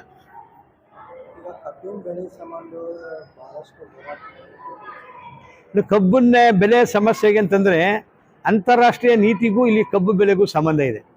WTO ಬಂದಮೇಲೆ ಇವತ್ತು ಹೊರಗಡೆಯಿಂದ ಸಕ್ಕರೆನ ಇಂಪೋರ್ಟ್ ಮಾಡ್ಕೊಳ್ತಿದ್ದೀವಿ. ಹಂಗೆ ಎಣ್ಣೆ ಆಯಿಲ್ ಕೂಡ ಆಯಿಲ್ಗಳನ್ನು ಕೂಡ ಇಂಪ್ಲಿಮೆಂಟ್ ಮಾಡ್ತೀವಿ. ಇದರಿಂದ ಎಲ್ಲ ರೀತಿಯ ಕೃಷಿ ಉತ್ಪನ್ನಗಳಿಗೆ ಧಕ್ಕೆ ಇದೆ. ಇವತ್ತು ನಾವು ಬೀದರ್ಗೆ ಹೋಗಿದ್ದಾನೆ, ಎಲ್ಲ ಆ ಭಾಗದಲ್ಲೂ ಕೂಡ ಕಬ್ಬಿನ ಫ್ಯಾಕ್ಟ್ರಿಯಲ್ಲಿ ಬಾಕಿ ಕೊಟ್ಟಿಲ್ಲ. ಇಲ್ಲೂ ಕೂಡ ಬಿಜಾಪುರ ಬಂದರೂ ಅದೇ ಸಮಸ್ಯೆ, ಬಾಗಲಕೋಟೆಗೆ ಹೋದ್ರು ಅಷ್ಟೇ, ಬೆಳಗಾಂಗೆ ಹೋದ್ರು ಅಷ್ಟೇ, ಹಳೆ ಮೈಸೂರು ಭಾಗ, ಮಧ್ಯ ಕರ್ನಾಟಕ ಸಮಸ್ಯೆ. ಈಗ ಎಲೆಕ್ಷನ್ ಆದಮೇಲೆ ಕಬ್ಬಿನ ವಿಚಾರ, ಕಬ್ಬಿಗೆ ಬಾಕಿ ವಸೂಲಿ, ಎಲೆಕ್ಟ್ರಿಸಿಟಿ ಇವತ್ತು ನಮ್ಮ ಸರಿಯಾಗಿ ಸಪ್ಲೈ ಆಗ್ತಾ ಇಲ್ಲ. ಮತ್ತು ಇವತ್ತು ರಾಜ್ಯ ಸರ್ಕಾರ ವಿದ್ಯುತ್ ಸಂಪರ್ಕಕ್ಕೆ ಜಾಸ್ತಿ ದುಬಾರಿ ವೆಚ್ಚ ಅದನ್ನು ಇಳಿಸಬೇಕು ಅಂತೇಳಿ ಒಂದು 3-4 ಅಂಶ ಅವುಗಳನ್ನು ಇಟ್ಕೊಂಡು ನಾವು ಹೋರಾಟ ಮಾಡ್ತೀವಿ. ಮತ್ತು ಬರಗಾಲಕ್ಕೆ ನ್ಯಾಯ ಕೊಡಿಸಿಲ್ಲ ಕೇಂದ್ರ ಸರ್ಕಾರ. ಸುಪ್ರೀಂ ಕೋರ್ಟ್ಗೆ ಹೋದ್ಮೇಲೆ ಭಿಕ್ಷಾ ರೂಪದ ಪರಿಹಾರ ಕೊಟ್ಟು ಸುಮ್ಮನಿದೆ. ಸಂಪೂರ್ಣ ನಮ್ಮದು ಏನು ಬೇಡಿಕೆ ನಮ್ಮದು ಅನ್ಯಾಯ ಆಗಿದೆ, ಅನ್ಯಾಯನ ಸರಿಪಡಿಸ್ಬೇಕು ಅನ್ನೋ ಹೋರಾಟವನ್ನು ಚುನಾವಣೆ ನಂತರ ಮುಂದುವರಿಸ್ತೀವಿ. ಈಗ ನೀರಿನ ಸಮಸ್ಯೆನೂ ಅದೇ, ಹಳ್ಳಿಯಲ್ಲಿ ನೀರು ಬಿಡ್ತಾ ಇಲ್ಲ ಅಂತಂದು ಅದೊಂದು ಸಮಸ್ಯೆ. ನೀರು ಬೇಸಿಗೆ ಬಂದಿದೆ, ಸ್ವಾಭಾವಿಕವಾದಂಥ ಸಮಸ್ಯೆ ಅದು. ಅದನ್ನು ನೀರನ್ನು ಇಲ್ಲದ ಕಡೆ ಟ್ಯಾಂಕರು ಬೋರು ಎಲ್ಲ ಮಾಡ್ತವ್ರೆ. ಅದು ಎಲ್ಲ ಬರಗಾಲದ ಸಮಸ್ಯೆ ಇದೆ. ಆದರೆ ಸರ್ಕಾರ ಇನ್ನೂ ಸಮರ್ಪಕವಾಗಿ ಕುಡಿಯೋ ನೀರನ್ನು ಒದಗಿಸೋಕ್ಕೆ ಮುಂದಾಗ್ಬೋದು. ಜಾನುವಾರು ಎಲ್ಲಕ್ಕೂ ಏನು ಮಾತಾಡ್ತೀನಿ ಬಾಸಂದ್ರೆ ಸಾಕಲ್ವಾ, ಸಾಕು, ಪತ್ರಿಕೆಗೆ ಸಾಕು ಅನಿಸುತ್ತೆ. ಎಷ್ಟು ಇದು ಕರ್ನಾಟಕದ ರೈತ ವಿರೋಧಿ ಅಂದರೆ ಇದು 122 ವರ್ಷದಲ್ಲೇ ಕಂಡರಿಯದಂಥ ಬರಗಾಲ ಇದೆ. 223 ತಾಲೂಕು ಗುರ್ಸಿದ್ದೀವಿ, 193 ತಾಲೂಕು ಗಂಭೀರವಾದ ಬರ ಇದೆ. 18,171 ಕೋಟಿನ ಕೇಳಿ ನಾವು ರಾಜ್ಯ ಸರ್ಕಾರ ಸೆಪ್ಟೆಂಬರ್ಲೇ ಕೇಳಿದೆ, ನವಂಬರ್ಲಿ ಫುಲ್ ಕಂಪ್ಲೀಟ್ ಆಗಿದೆ. ಇದುವರೆಗೂ ಕೊಡದೆ ಕೋರ್ಟ್ಗೆ ಹೋದ ಮೇಲೆ ನಾವು ಕೂಡ ಅರ್ಜಿ ಕೋರ್ಟಲ್ಲಿ ಪಾರ್ಟಿಯಾಗಿ ಸೇರ್ಕೊಳಕ್ಕೆ ಹೋಗಿದ್ದು. ಕೋರ್ಟ್ಗೆ ಹೋದ ಮೇಲೆ ಈಗ ಕಣ್ಣೊರ್ಸೋಕ್ಕೋಸ್ಕರ 3,454 ಕೋಟಿ ಕೊಟ್ಟಿದ್ದಾರೆ. ಇದು ಅನ್ಯಾಯ. ಇನ್ನೊಂದು ವಿಚಾರ ಅಂದರೆ ನಮ್ಮ BJPಯವರು 25 ಜನ ಗೆದ್ದಿದ್ರು, ಸುಮಲತಾ ಸೇರಿಸಿ 26.